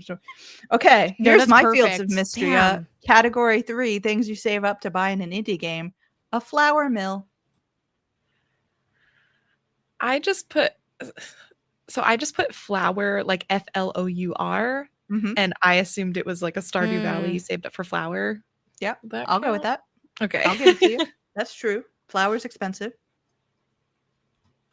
I didn't have anything for this. I put fireworks with a question mark, and I couldn't justify it, so I don't have anything. Category 4, games where you use an oven. One for a generalist is farming sims. Okay. Go ahead, crucify me. I'm like, are we giving it to genres? I mean, I'd be okay. I don't know. Let's see what everyone else says. As category stated, it does say games. Oh yeah, you're right. So I'll give it to you, Janet. Yeah. Yay. I put Florence because I think you bake something in Florence. Ooh. Do you bake something? I don't remember. I put fruit. I feel like she'd be baking. Yeah. Oh, yeah, totally. That's great. Wait, what was yours, Jenny? Fruit bus. Oh, yeah. Yeah. I'd give it to Florence. A great game. I don't remember, but I feel like the baking scene, the vital, critical baking scene. I will take your word for it. I can replay Florence. I'm gonna have to just yeah, I don't know. It's been too long. I don't know if you bake anything, but let's just say you do. Okay, yeah. Category 5, stones/gems in an indie game. I didn't have a single one, and I was like, with the number of like farming with the number and of stones I play, yeah. I put fragments. Okay. In which game? Like every game. Come on, there's a fragment in every game. Gotta give that to me. Gotta say game. I'll think of a game. Give me a second. I'm pretty sure Little Gator Game has some stone fragments. Tell me it doesn't. I don't think so. I think they have just like paper balls. That's like one thing that they have in that game, but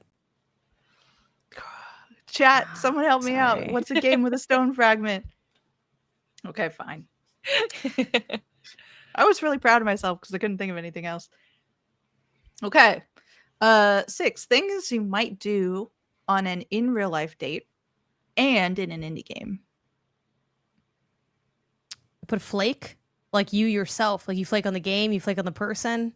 I like that. I like that guy. Thinking outside the box. I went a little darker and I said fight. You can fight. Oh, that's good. Yeah. It's really good. Yeah, we'll take that.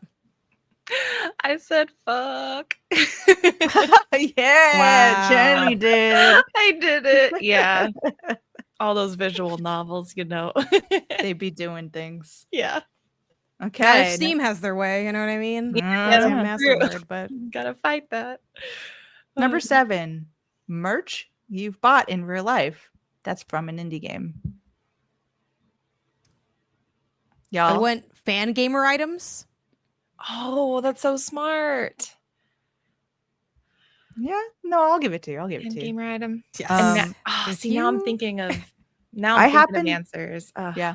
I happen to have a really good frog plushie from Spirit Swap. That's nice.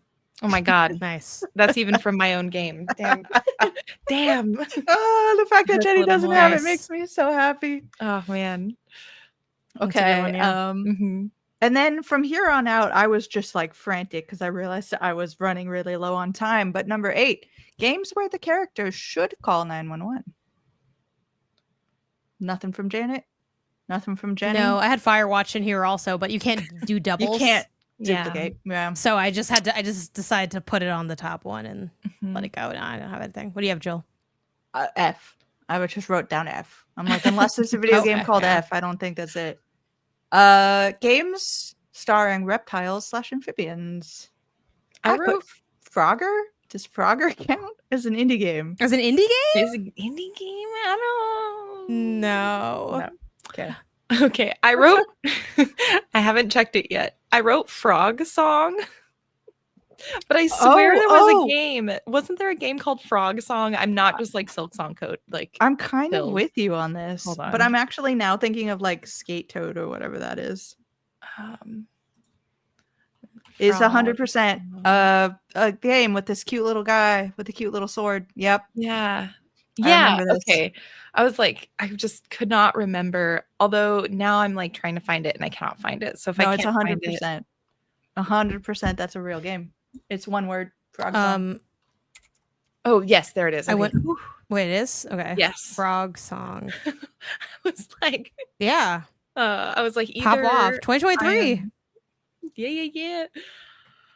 Oh, I was worried. It looks really cute. Song had messed with me, but okay. Whew. No, I definitely played this game too. Oh, excellent. So good. Yeah. Absolutely perfect. Dang. I'm really upset that I didn't come up with anything. But that's what happens. Your head just goes, there is no word. Technically you play as a girl, but the gun is like very much like your companion. It's kind of its own character. So yeah. Number 10, games with games in them. I have nothing after. I put the rest. I just didn't never have time. If we count, are we counting Fall Guys as indie? And technically, it was in its inception when it came out, right? Yeah, when it came out, I would count it as indie. So I graciously asked. I would count that in a game show. So yeah, Jenny, let's give it to you. Hell yeah, that's the perfect answer. Okay. 11 vacation spots, real or digital, featured in an indie game. Nope, didn't get there. I didn't get there either. 12 things that can kill you in an indie game. A fish. Freddy? Oh, what fish? Oh, one of the bosses from Gunbrella is like a fishy thing. I haven't played, so I will trust you on that. I'm not gonna. This is a bonus one. I won't count this towards my points because I thought of it right now and not while we were making the list. But feature creep. Oh my gosh! But I thought of it too late. That's I thought of it so too good. late. I just didn't get down there in time to even like really read it, and think about it. But cool. But yeah, I put Freddy from Five Nights at Freddy's. I do. Oh, that's good. Yeah, that's very good.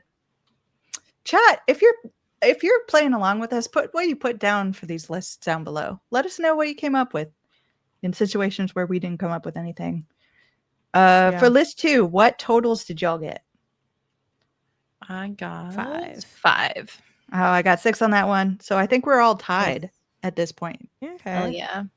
Okay, so it's really coming down to the wire. We're going to go to list 3 where everything is on the line. This is going to be the final. We're going to be a lot harder on each other, I imagine. Okay, list 3 includes, for everybody who is playing at home, best indie dessert, indie where trees can hurt you, indie with fishing minigame, game with ways to kill time by just sitting and looking into the distance, games set wholly or partially inside a storybook, games featuring a grocery store, popular indie game genres, games with epic landscapes. Oh, I moved my own thing so I can't see. Hold on. Games where you solve puzzles, things you shout while playing indie games, indie game with looping gameplay, and items you can find in an indie game vending machine. Wait, like an indie game vending machine in an indie game? Or yep. Okay. I mean, if you know of a real life vending machine that's just indie game themed, I'll take that too. But I don't know if that's a common thing. Okay, and I'm gonna hit the button.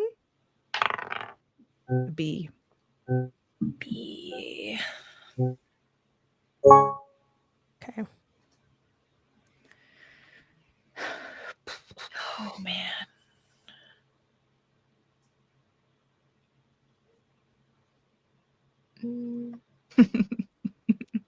Stupid.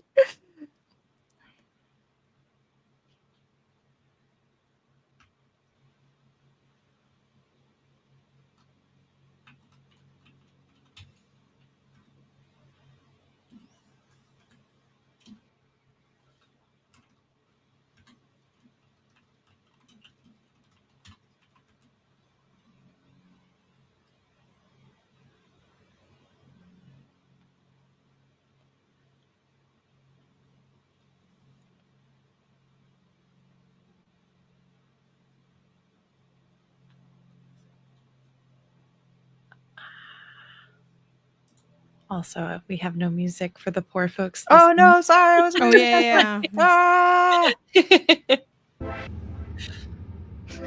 There we go. There we go. Good call.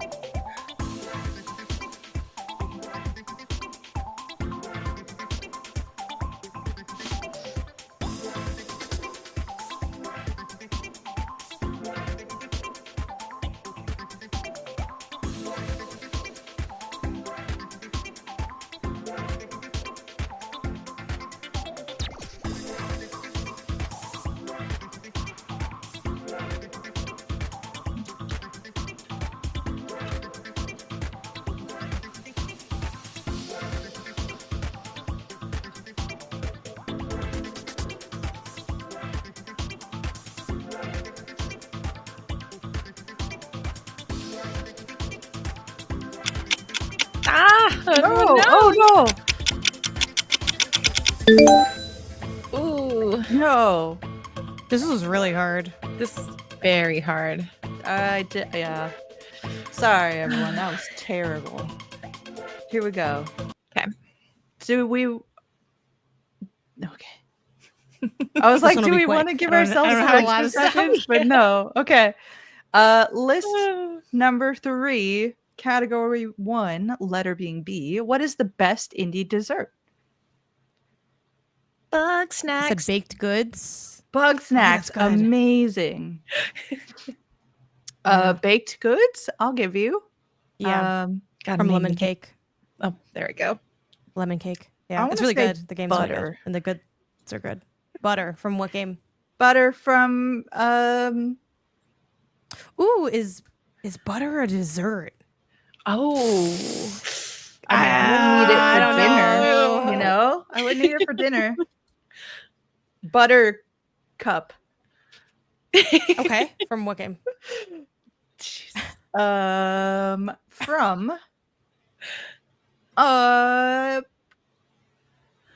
Stardew Valley. Probably has a buttercup somewhere. I don't think it does. I'm Googling right now. I don't think it does. I don't think it does. Fine. Fine. No. There's a song called Buttercup Melody, though, in the game. I think. Okay. Yeah, there is a song called Buttercup Melody. But this is not best song. Yeah. I'm sorry, Jill. No. I tried so hard. I was like, I can't think of a single thing. Ooh, it's butter. Bug snacks. I love it. Okay. Number 2. An indie where trees can hurt you. We need Mike for this question. I'm sure he has all his games where Has trees a are lot of, attacking him. Yeah. I put Balatro because I think there's a tree in there somewhere. I put Born of Bread because I think you battle, like in early game, you battle bugs and like shrubbery. Yes. Which counts as trees. Okay. I love it. Jenny, I'll give that to you, and I will. Yeah. I will take back in my shame. I might have just been trying to think of B indies at that moment. No, fair. I don't have anything. That's gonna be true for a little while. Number 3, an indie with a fishing minigame. So y'all might have to. No, actually, I think I moved this one. Never mind. I didn't have anything. Number 4, game with ways to kill time by just sitting and looking in the distance. I put Bear and Breakfast. Okay, Oh. I didn't know you could do. I haven't done that in Bear and Breakfast, but you could just sit. You could just sit. So I'm gonna give myself a couple points on that one. Bear and Breakfast. I love it. I was so excited to come up with that game name. Games set wholly or partially inside a storybook. Okay. No. You gotta walk with me for a second on this one. Okay, I'm ready, Janet. Let's do it. I put Bandersnatch. Now, I don't know if you'd count that as an indie game. This was the Black Mirror game that was put out on Netflix before Netflix gaming existed. 1, do you count as a game? 2, is it indie? It's like a TV thing, but their development sector is not owned by anyone. It just depends on, do you think it's a game? Do you think it's an indie game? And then also, do you count the concept of Black Mirror as a universe to qualify as a storybook? So you have to you got to stretch a little bit, but we could all use a good stretch, I think. I'm going to say with all of those things combined, no. I just looked up Bandersnatch, and according to their definition, it is an interactive film. Okay. Damn. Well, I have nothing else to add. I think y'all are going to be I'm excited for myself, so I hope you're excited for me. Beacon Pines. Oh, I was trying to remember the name. Cute. I was like, where's the storybook with the choice and the fuzzy animals? I'm Beacon Pines. I got it. I got it. I was like, there is a perfect answer for this, and I can't remember what it is. Yeah, that's a great one. Okay. 6, games featuring a grocery store. Y'all know I put discounty for this the whole way, and I was like, how do I make this into a B? I was also trying to think of discounty, and then Amelia was like, that's not going to matter. So yeah, I got nothing. Nothing. Games with epic landscapes. I got Bastion for this one. Yeah, I did. That's a good one. Yep. That is good. Yeah, I got nothing. I think you skipped popular indie game genres. Oops, sorry. Popular indie game genres. I put Balatro likes. Balatro I like. Yeah, I don't think it's an indie game genre. I put Battle Royale, which is not an indie game genre, I don't think. No, I'll give it to you because the original Battle Royale Like PUBG. was in fact PUBG and an indie game. Okay. I'll take it if you're willing to give it to me. I'm giving it to you. I'm giving it. The popular is kind of stretching there, but I think we are desperate for anything to qualify that we've had in this sector. Okay, games where you solve puzzles. Oh, Earth. Hashtag blood. I think Birth is good. Do you solve puzzles in that? In Blood? Yeah. You've got little like environmental puzzles. Nice. It's nice. Jenny actually came up with a good answer though. Birth is great. Birth is a awesome game. Yeah. Number 10. Things you shout while playing indie games. I have the obvious answer here. Does anyone else have it as well? The obvious answer. What's the obvious answer? Bitch. Oh, I did not put that. I didn't put that either. I have the I swear this is the hello fellow kids thing. Booyah. Oh my god, Jenny, I love it so much. Yes. I was like, I don't shout. Janet, what do you got? I have, but my Steam Deck is dying. No. Do you come on now? Do you put the butt in there? But my Steam Deck is dying. I might. Depends on what else is going on. Maybe someone's talking to me. I guess if it's an exclamation, that's a little less. It could happen. I would say yes. I actually I can't judge whether or not this is something you would say. So I guess Janet saying that she would say it is the deciding factor. Yep. Let's give it to her. Thing she's shouting. Indie game with looping gameplay. Nope. Nothing. I was praying L for Loop Hero. Yep. Loop Hero. And 2 items or 12 items you can find in an indie game vending machine. Oh, Balatro. Brownie would have been a really good dessert now that I'm thinking about it. Brownie. I didn't get anything. Yeah. Okay. I got 3 points in that section. Oh my god. I actually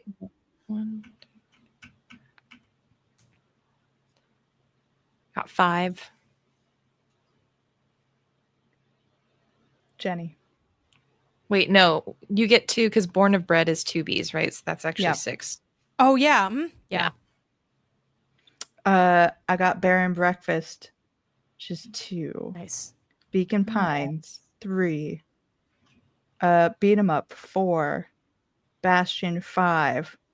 Hashtag Blood, 6. You really cleaned up in this section. Bitch is 7. Nice.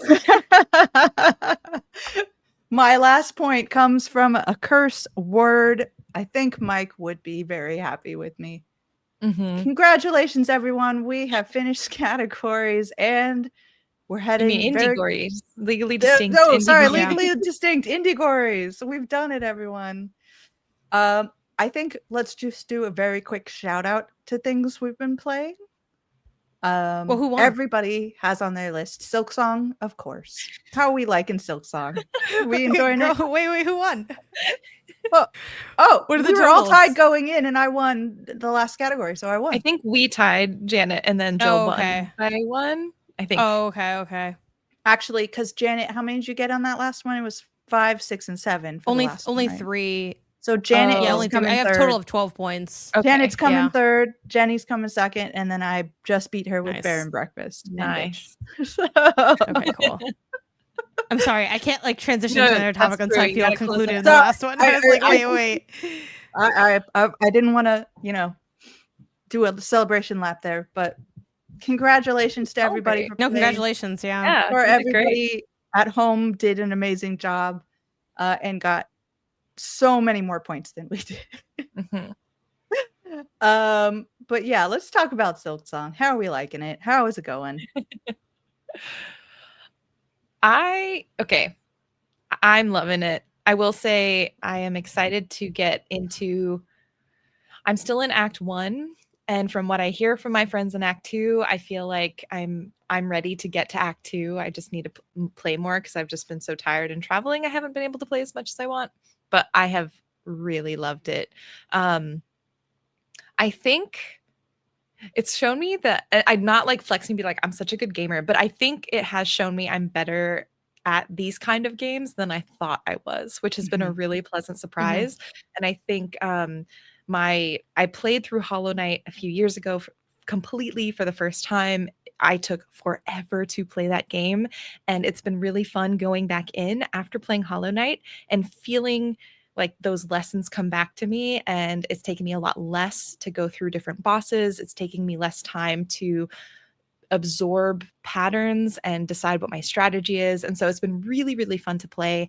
And I think Hornet's movement for me just feels a lot more natural. She's much more light-footed. There's a bit more finesse to her and quick-footedness, I think, to her movement that I really like more than the original Hollow Knight. So I've been having a blast. I love the little bell ringer, the da da da da da da da, like so cute. Yeah.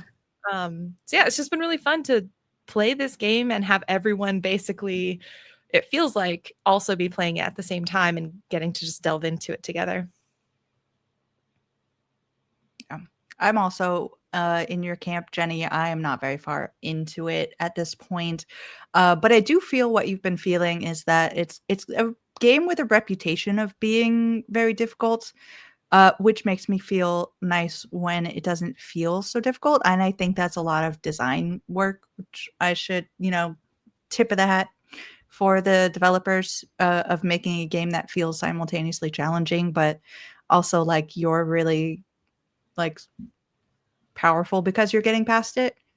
Yeah, it's beautiful. It's always been beautiful. I played it a couple of times at various different preview things, and I'm glad to see the way it's rolling out in its final release.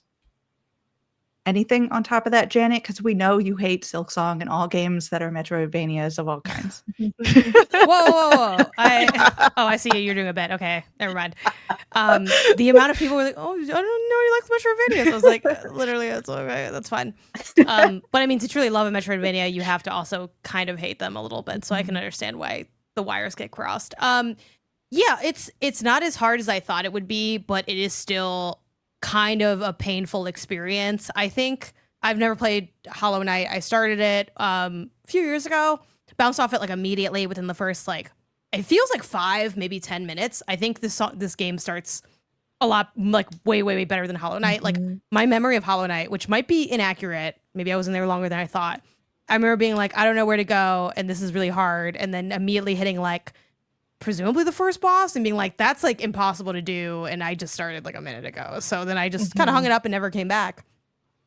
So being able to play the beginning of this at all was like, okay, like this felt like the first, I would say, hour, 2 hours of Silksong felt like I was playing a regular video game. Like if nothing else existed and this was like a white label game, I'd be like, oh, this is a Metroidvania that seems like it might have some challenge, or that's pulling on like Souls construction with the benches, but it didn't feel like obscenely hard.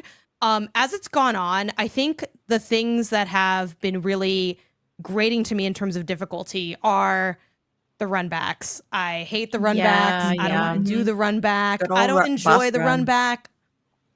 I'm not intrigued by the run back. Not even the boss, because I haven't even had a boss run back yet that is like great. The run back that really wore on me was, there's one where there's like an arena. The kind of the construction of the game, I feel like people who know already know, but it's like, it's a Metroidvania.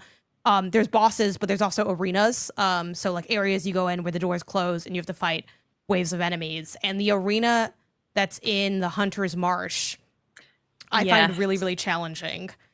And the run back for that, I found really annoying to do. And I did get better at it by the time I was able to do it. Like I was able to do that run back and fight like nobody and like rush through everybody. And that is cool.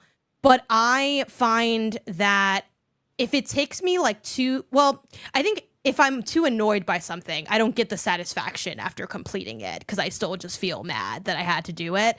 And that was probably like my lowest point in Silksong, where I'm like, do I feel good having done this? No. I think it also like wears on me that on one hand, this is an intriguing part of the game, right? That it has like this dynamic kind of world where, this is like very, very soft spoilers because it's something that I think people are still learning as they play and as people talk to each other and compare experiences. But like the game is not identical to it's like it's going to change based on like the order you do certain things or other components that I haven't quite been able to like fully fish out. So like one example is like in that arena, like I got there very early in my time with the game, in the Hunter's Marsh, before I had like I think any of the abilities that like you basically get. And when you get there in that arena, the map buddy, who people call Shakira online, their actual name is like Chakra or something, but Shakira, comes through and it's like flu flu flu, and they fight with you. But I was like, okay, well this is really hard still, so I'm gonna take everyone's advice. I'm gonna dip and come back later. And then when I came back later, I was like, whoa, where's my friend helping? People were like, oh, well, since you got another ability, and I don't actually know if it's the ability that triggers it. I think it's something else that triggers it. I don't know what triggers it.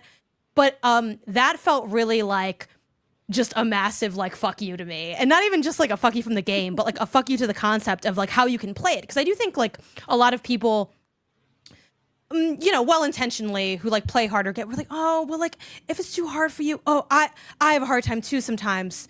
Just come back, girl. It's gonna be all okay. No, it's not. Like, and I feel like that was proof that like sometimes you will have to just like beat your head in and then just decide if you're gonna lose consciousness or not, which I think a lot of people do push back on that idea of like, no, you can like always go and explore. And I think it's semi-true in Silk Song, but I do think the fact that they have a world that will like kind of not super dynamically shift, but like there's shifts that can happen in the world that can change your experience, does kind of slightly undermine that idea of like, well, come back when you're ready because you might be better, but the game might also be harder.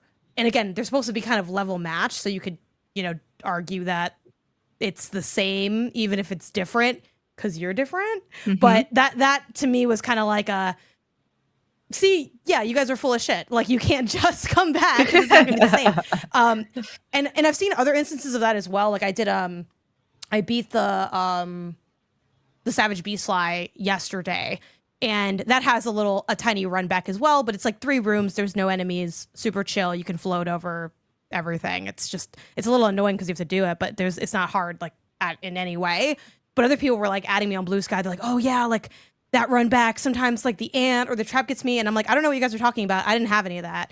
And it's because like my map person was still there, and they were like over where the enemy would be. So it's like, again, on one hand, that is intriguing, and I can see why people are like, oh no, that's like a really cool aspect of the game. But I, as someone that like struggles with like the difficulty of the game, it makes it so that it's like, I don't feel like I can trust anything from what I'm given, because like when I come back, it could be different. So then it's like, well, maybe I should just do something now, which was kind of the decision I made last night, where I was like, I'm going to really try to like do this fight now because maybe it'd be easier later. But I'm kind of already in it now. Like, let me just like tinker with it for a bit longer because I don't know that there's guarantees when I come back. And it feels like it's a game where there isn't. So I'm playing this game until I can't progress any longer, which I think that point is coming up sooner rather than later. I just don't know where it'll be. A lot of people have hyped up the Act 1 boss as being like a very big skill check. So we'll see. But that's Silk Song. Yep. Yeah. Good luck to us all. It's so interesting because like even I guess when I've talked to folks, nobody like I haven't clocked, or I hadn't until this point clocked, that there were those minute differences in experiences. So now I'm gonna go back and mess with people because that's fascinating, because there was one boss where, and I'm curious if this is maybe an example of one of those differences, where there's one boss where I have a character that I could talk to, and if I wanted help, that character would come help me with the boss. And is that an example of one of those differences where it's like, maybe if I had gone somewhere else, got more abilities, and come back, that character wouldn't have been there? It might be. I know there's also like things that are, besides like order, there's also just like questy things. Like, without spoiling it, there's a quest you can do that makes it so that you don't have to fight a boss at all. Which, when I found that out, I said, that quest, quest number 1 on my list now. Because, yeah, oh my gosh. So, which I do think is cool, but it does also make like the experience like unwieldy. And I think it's one of those things where like, and people could argue, that's just the game, like, shape up, ship out vibes. But it's like, I think that is why a lot of people will ship out of, because it is so, what's the word? Like, almost like temporal, which I can see is really exciting for, like, a lot of people have said Silk Song like the thing I've heard from like one of my colleagues on MinMax, Jacob Geller, I think it was him that said this, where he's like, Hollow Knight is like a game that obviously is hard, but it has like a little bit more of a broader appeal, while Silksong is a game for Hollow Knight fans. So I do think it's kind of like cranking up the dial on certain things. As much as like the beginning, I think is more approachable than it was in Hollow Knight. I do think they're like, these are for like the people who read the Hollow Knight scrolls, and I'm like, I'm just a guy, and they're like, you're not gonna do well, and I'm like, all right. But yeah, that's really, but again, I like the, you know, Metroidvania aspect of it. I like the even the platforming, which I was pretty cool on the mechanic, the side dive. I'm like, I don't think I'm rocking with the side dive. I've gotten pretty good at it. I still think it's a bit more slippery than I think I would like, but I think especially paired with other abilities you get, and kind of, again, if you design the world in a certain way, it can kind of still work. And I've gotten a lot better at that. So like I've started to really enjoy like that as both like a traversal mechanic and like a combat mechanic. But yeah, I do think there's going to be a point where I'm just not going to want to run back, because I just, if this game didn't have run backs, I wouldn't really be as concerned about it. I don't want to do the run backs. I literally debated last night, do I want to make Isaiah do the run backs for me so I can, because I'm playing on Switch, so I'm not doing mods, because it's just like, I don't want to do the run back. I think it's boring and annoying. Arrest me if you want to. I don't like it, and I don't like it in any game. And yeah, that's all. I have nothing good to say about run backs. Though I've gotten a couple pitches on the value of run backs as kind of part of the larger experience of a thing you're doing, of like the hard part includes the run back. And I think if you look at it as the whole and not pieces, sure. But I feel like at that point, just make the boss different, because I need to break up bits to practice them, and I have to practice a lot more. And that's the other thing too that kind of grates me about these like difficult games, where if a really skilled player is working on a boss 15 times, that means I'm gonna have to work on it like 42 times, which like, that's the game's the game, you know. But if that takes so long to like repeat for me, it's like, well, I don't even want to do, like, I get it's like it's very easy to get, I think, fatigued in those scenarios. So we'll see. I also feel like I'm looking at people's hour counts, and I'm like, I'm not that far for like how many hours I put. I'm 13 hours in, and I haven't done that much stuff. I'm curious because like, I think Jacob's comment is really interesting, that this is a game for Hollow Knight fans. Hearing that and like playing Silksong, do you feel any desire to go back to Hollow Knight and say like, okay, well, if this is a game for Hollow Knight fans, maybe I try Hollow Knight, see if that, like, I don't know, if you wanted to like train up and kind of get into the like movement and mechanics and like feel really good in that, or are you just like, I'm gonna do Silksong and I'm gonna make it happen or not? Yeah, I'm here for the now, you know. I think if I end up beating Silksong, I would go back to Hollow Knight. I do think it is interesting, and you know, these are things that you two can speak to, because again, I didn't play Hollow Knight like that. But it's interesting to have a sequel that presumably really is like, they really are two games. Well, I think a lot of sequels, you know, they kind of feel like continuations of the same idea, but a lot of people have talked about the moveset and things feeling distinct enough that they really do have like their own kind of individual values. So I think if I beat Silksong, or maybe go really far, I think I'd have to roll credits to want to do Hollow Knight, even though I know they are like very different in their like kind of general construction. Especially because, yeah, the beginning of Hollow Knight was like stupid hard. Like I remember that thing, and then maybe that's just like a false memory I have, but I remember that being like literally impossible. So, but no, maybe that was just like that built was up in my experience. mind. Like when I played Hollow Knight, it was maybe the 5th or 6th time I tried playing Hollow Knight that I finally was able to get it to stick and like be in the right place and have the right skills even to make it to roll credits. So I definitely agree with you that the Hollow Knight beginning is like prohibitively difficult. And then Silksong is kind of the opposite, where it's like it's a really well-designed beginning, I feel like. And it's a very welcoming beginning, and you get your quests and your markers and you're like, oh, I know exactly what I need to do. And then there's like the double damage and like the long run backs. And so if you don't know what you're doing, or you're not willing to like put in the patience and sort of like time, if you're not skilled at this kind of game or haven't played this kind of game before, it can be really I can see how it'd be really, what is it, not not two-faced, but it's like it sort of flips a little bit of your expectation because it is such a welcoming opener. Like when I started Silksong, I was like, oh, this is like really nice. This is very pleasant and it's bright colors. And you're like, oh, this is going to be such a lovely experience. And then at least the path I took was immediately just like, oh, nope, never mind. We're back in it. I also took a really bad path for like the begin. Like I went straight into Hunter's Marsh almost like immediately in my like the second time I played it basically, which was like too much. And then, you know, leaving and coming back, it was like, and that's the thing where I'm like, it was still kind of hard. So I don't really feel like, I mean, I'm glad I had the ability that I got. So I guess it's like it's not like it was like a worthless, like shift in trajectory that I went, but it is kind of like I don't know. We'll see. But yeah, I don't think I'm going to, I think there's like a 5% chance that I beat this game. And I'm talking regular beat. None of this like the real game starts at the credit. Yo, get on my face with that. Get out my face with that. You know, I'm anti the real game starts at credit. I don't care how interesting your game is. I am anti the real game starts at the credits.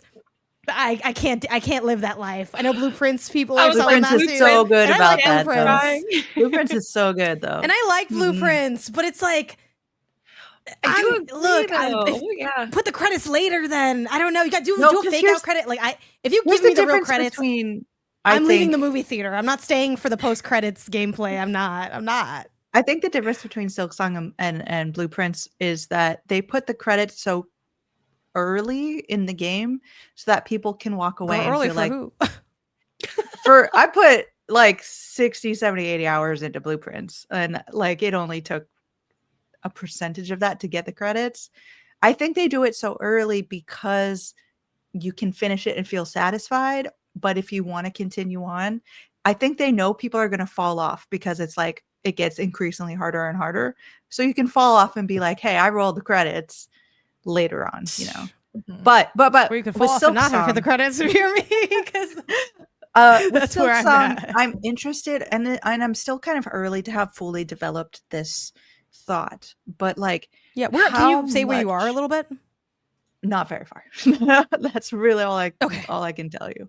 I think some of what I am experiencing and what I'm hearing stems from the fact that this was going to be like a 2019 game. Like this is a Metroidvania in the style of 5 years ago. Like the reason so many of us can now come to this game and understand a lot more and be a little better at it is because that style of game, the Souls-like, the Metroidvania, has been so prevalent in those 5 years that we've sort of learned patterns and rhythms. But the quality of life changes that we have become like modern sensibility to are not necessarily there. So like that whole idea of the like run back has sort of fallen off even from like Souls games. So like I wonder how much of this is it did take that long to make and it is a game kind of from the past. But I'm interested in seeing how that may or may not be challenged in the future. But that's really what my thought process is right now.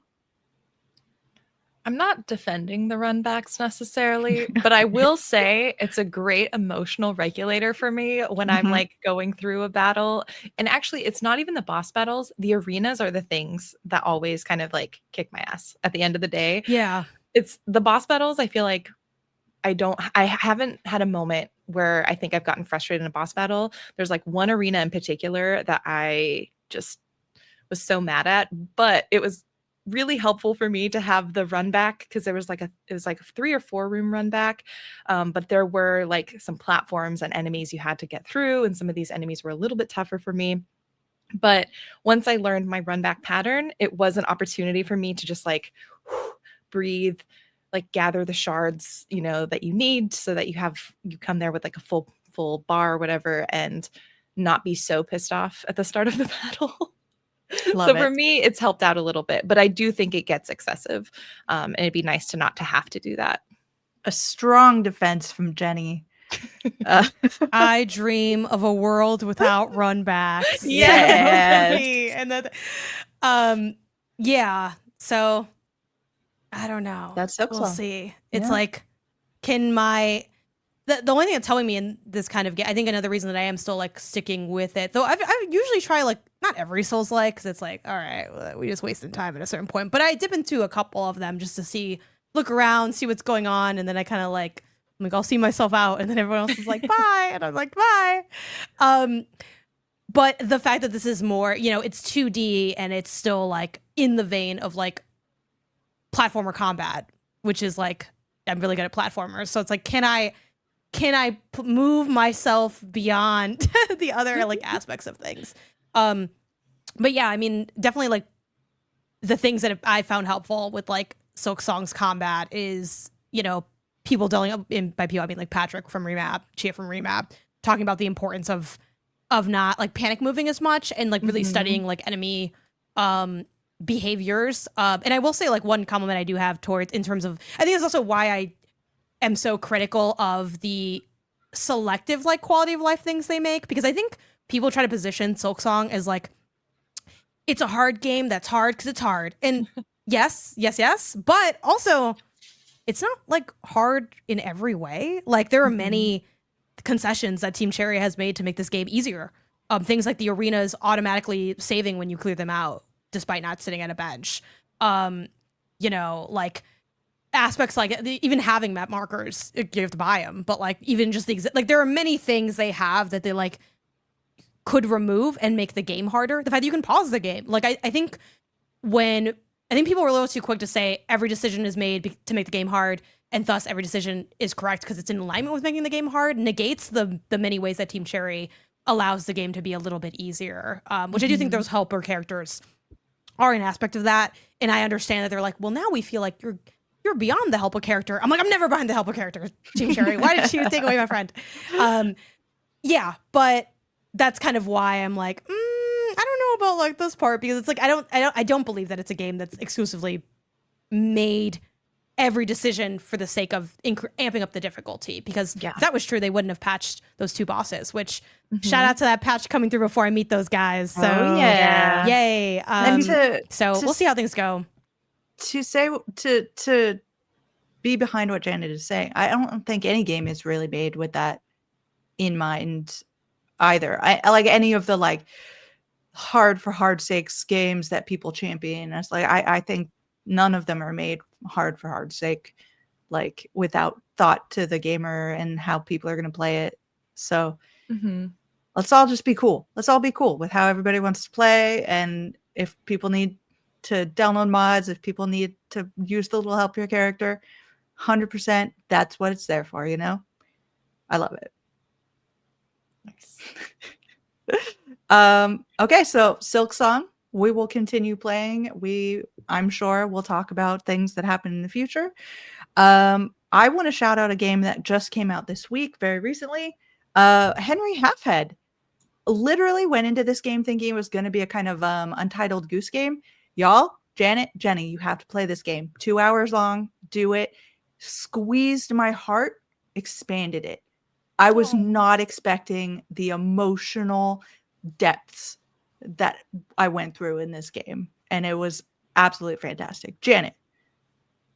Yeah, my thing is just a dumb joke, just to be clear, which most of my things are, which is, Jill, every time you talk about this game, I think about Day of the Devs event where you were like playing this game against that child, and I just think of you whooping that child's ass every time you mention this game. Absolutely, 100%. Continue on. Children need to learn. No, it starts out just so delightful in the way that I thought it was going to be. Delightful gameplay. I'm like, I am so happy. I am enjoying the act of playing. And then it got real intense into like adulthood and capitalism, and I was like, dang, okay, not where I was expecting us to veer to. Went back to how important the importance of play in our lives. And then the ending. Oh my God, the ending. I was like, not prepared for this. I need y'all to play this game. Henry Halfhead, check it out. Besides that, I just want to shout out some games that y'all need to check out, which I'm not going to expand on more. Blocks for Babies, check it out. Don't look anything up. Don't look anything up. Play that demo. Echo Weaver has a new demo up, and you know I love Echo Weaver.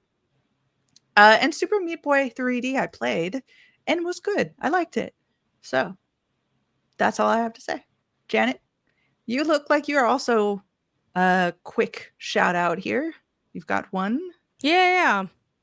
I thought I was, what's funny? I genuinely felt like I was in trouble for looking up Blocks for Babies, which you told me not to look up. But I am like, Jill, I can't play it if I don't look it up because you have to buy it or download the demo. No, yeah. And then I kept looking at it a little bit longer. Yeah, I just want to give a nod to Slay the Spire. It's not goodbye, it's see you later. This is my vibe with Slay the Spire. I love Slay the Spire. I cannot wait for Slay the Spire 2. I feel ready to have opinions on that game. I feel primed for dreams and desires on that game. I don't think I'm done playing Slay the Spire 1 because I have not killed the heart yet, but it's been a lot of hours. I've tried a lot of things. Did a couple posts of like, hey, people. I went on the Reddit. I was in the Spire, studying. And honestly, I have gotten better with like, shout out to Chia from Remap. Like her tips on some aspects of the game definitely have helped, and other people on like my Blue Sky and all that. But I just don't really have it right now. I don't have it. I've been trying a lot, and I still have a lot of fun playing the game, even when I fail. But I will say, what I would have more fun with is doing the thing I'm trying to do in the game. And that's kind of creating like a little bit of like bone on bone friction for me, where it's like, you know what?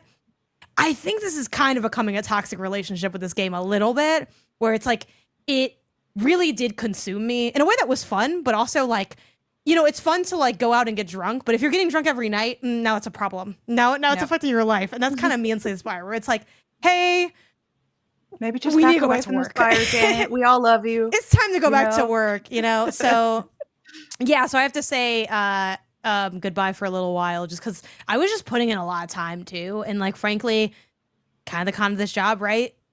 Hey, you got other games you need to play. You have other thoughts you should be giving on other games that aren't Slay the Spire. So yeah, I've hung it up a little bit. Yeah, probably one of the worst gaming days I had, actually, like respectfully, was like, I think I streamed Silksong. I ended in a really like sour note of like despair, and then I went and played Slay the Spire, and the back-to-back the indie toxicity was crazy at those challenges. I was like, this is just like everywhere I go. And the only thing that's keeping me from just downloading Tiny Bookshelf to find peace is the fact that a lot of people have told me like Tiny Bookshelf don't really got the heat like that, which I'm like, damn it. It is really cute, I still might try it because it's fun. It's cute. But anyway, so yeah, we'll see if I go back to it. But I'm temporarily done talking about the game. And for all I know, 2 will come out before I get back to 1, and then maybe we just kind of like keep the party going on 2. I love it. But yeah, it's tough. Tough decisions were made at the quarterly retreat. And from Janet saying goodbye to a game to Jenny saying hello to a game. Yes. What else are you trying to jump into, Jenny? In addition to Silksong, and then an embargo title that is not indie, so I cannot talk about it. Don't talk about that. I have Chants of Sonar. This is a game that I had played, gotten through a few levels, and then I fell off of it.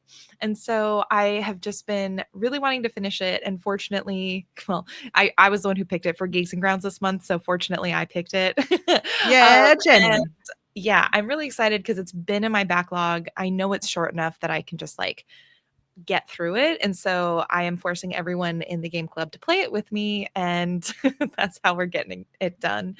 For folks who haven't heard of Chance Sonar yet, it is a puzzle game where you play a traveler who is essentially, I think, like going through the sort of Tower of Babel like structure. And as you go through it, you are observing and trying to decipher this language that is unknown to you by using context clues. And you have a little notebook that you try to like jot down what you think the translations are and use that to solve puzzles and ascend even further. I am very excited to finish it because I have restarted it. I'm still very early on. I need to probably crank through it this weekend. I remember thinking the art was incredibly striking. Like it's quite minimalistic, but the color palette and the line work makes it really distinctive. Like you could look at a screenshot and see and like flag this really quickly, which I always appreciate in a game. I really enjoy just puzzles where you have to take little bits of notes, and the linguistic aspect is really interesting. And I think the themes of the game about sort of language and communication and sort of community are exciting. And I'm excited to see how that concludes. But yeah, I know, Janet, you're pretty hot on this game. I feel like you really enjoyed it when you played it a few years ago. Yeah, I think this game is just like super brilliant. It was, I think, 2 years ago. People might know that it won the Chance the Rapper Award. That it did, was the first annual awards for the Indie Council. Yeah, this game is just so brilliant. I'm so excited that you're going back to finish it, because it is definitely worth the completion. I think it is one of my favorite versions of tuning a puzzle game, which admittedly, y'all know, self-reportedly puzzle dom a little bit, right? But it has that great in between of like lets you check your answers a little bit, and you can also kind of like, what I like about this is that it's sort of open-ended. The way you progress through the game is like you need to know generally what's being communicated to you in these different like levels of the tower that you're going up, but you don't need the perfect definition. But then you also can gain the perfect definition later. So it's like, you'll see something like you think it says up, but it means like lift or something, and you're like, oh, okay, well that means that, and then you kind of use that to facilitate other aspects of your knowledge. I think about this game all the time. It's funny, when I was in Germany, I was like, this is me playing Chants of Sonar, because I'm like, what could they mean when they, because I don't know German. Oh, so yeah. what does the sign mean? I was like, okay, I'm looking for the bathroom, but I opened this and it's a bowling alley. Clearly this says bowling alley and not women on it. Keep walking down the hall. Yeah, and it's such a fun angle in that sense. I also just really love games that focus on the player observing their environmental space. It is probably what draws me to Metroidvanias. It's definitely what drew me to Map, a game about maps. So yeah, this is like one of my favorites from the year. I think it's like one of the most like creative, fun, cool games that I've ever played.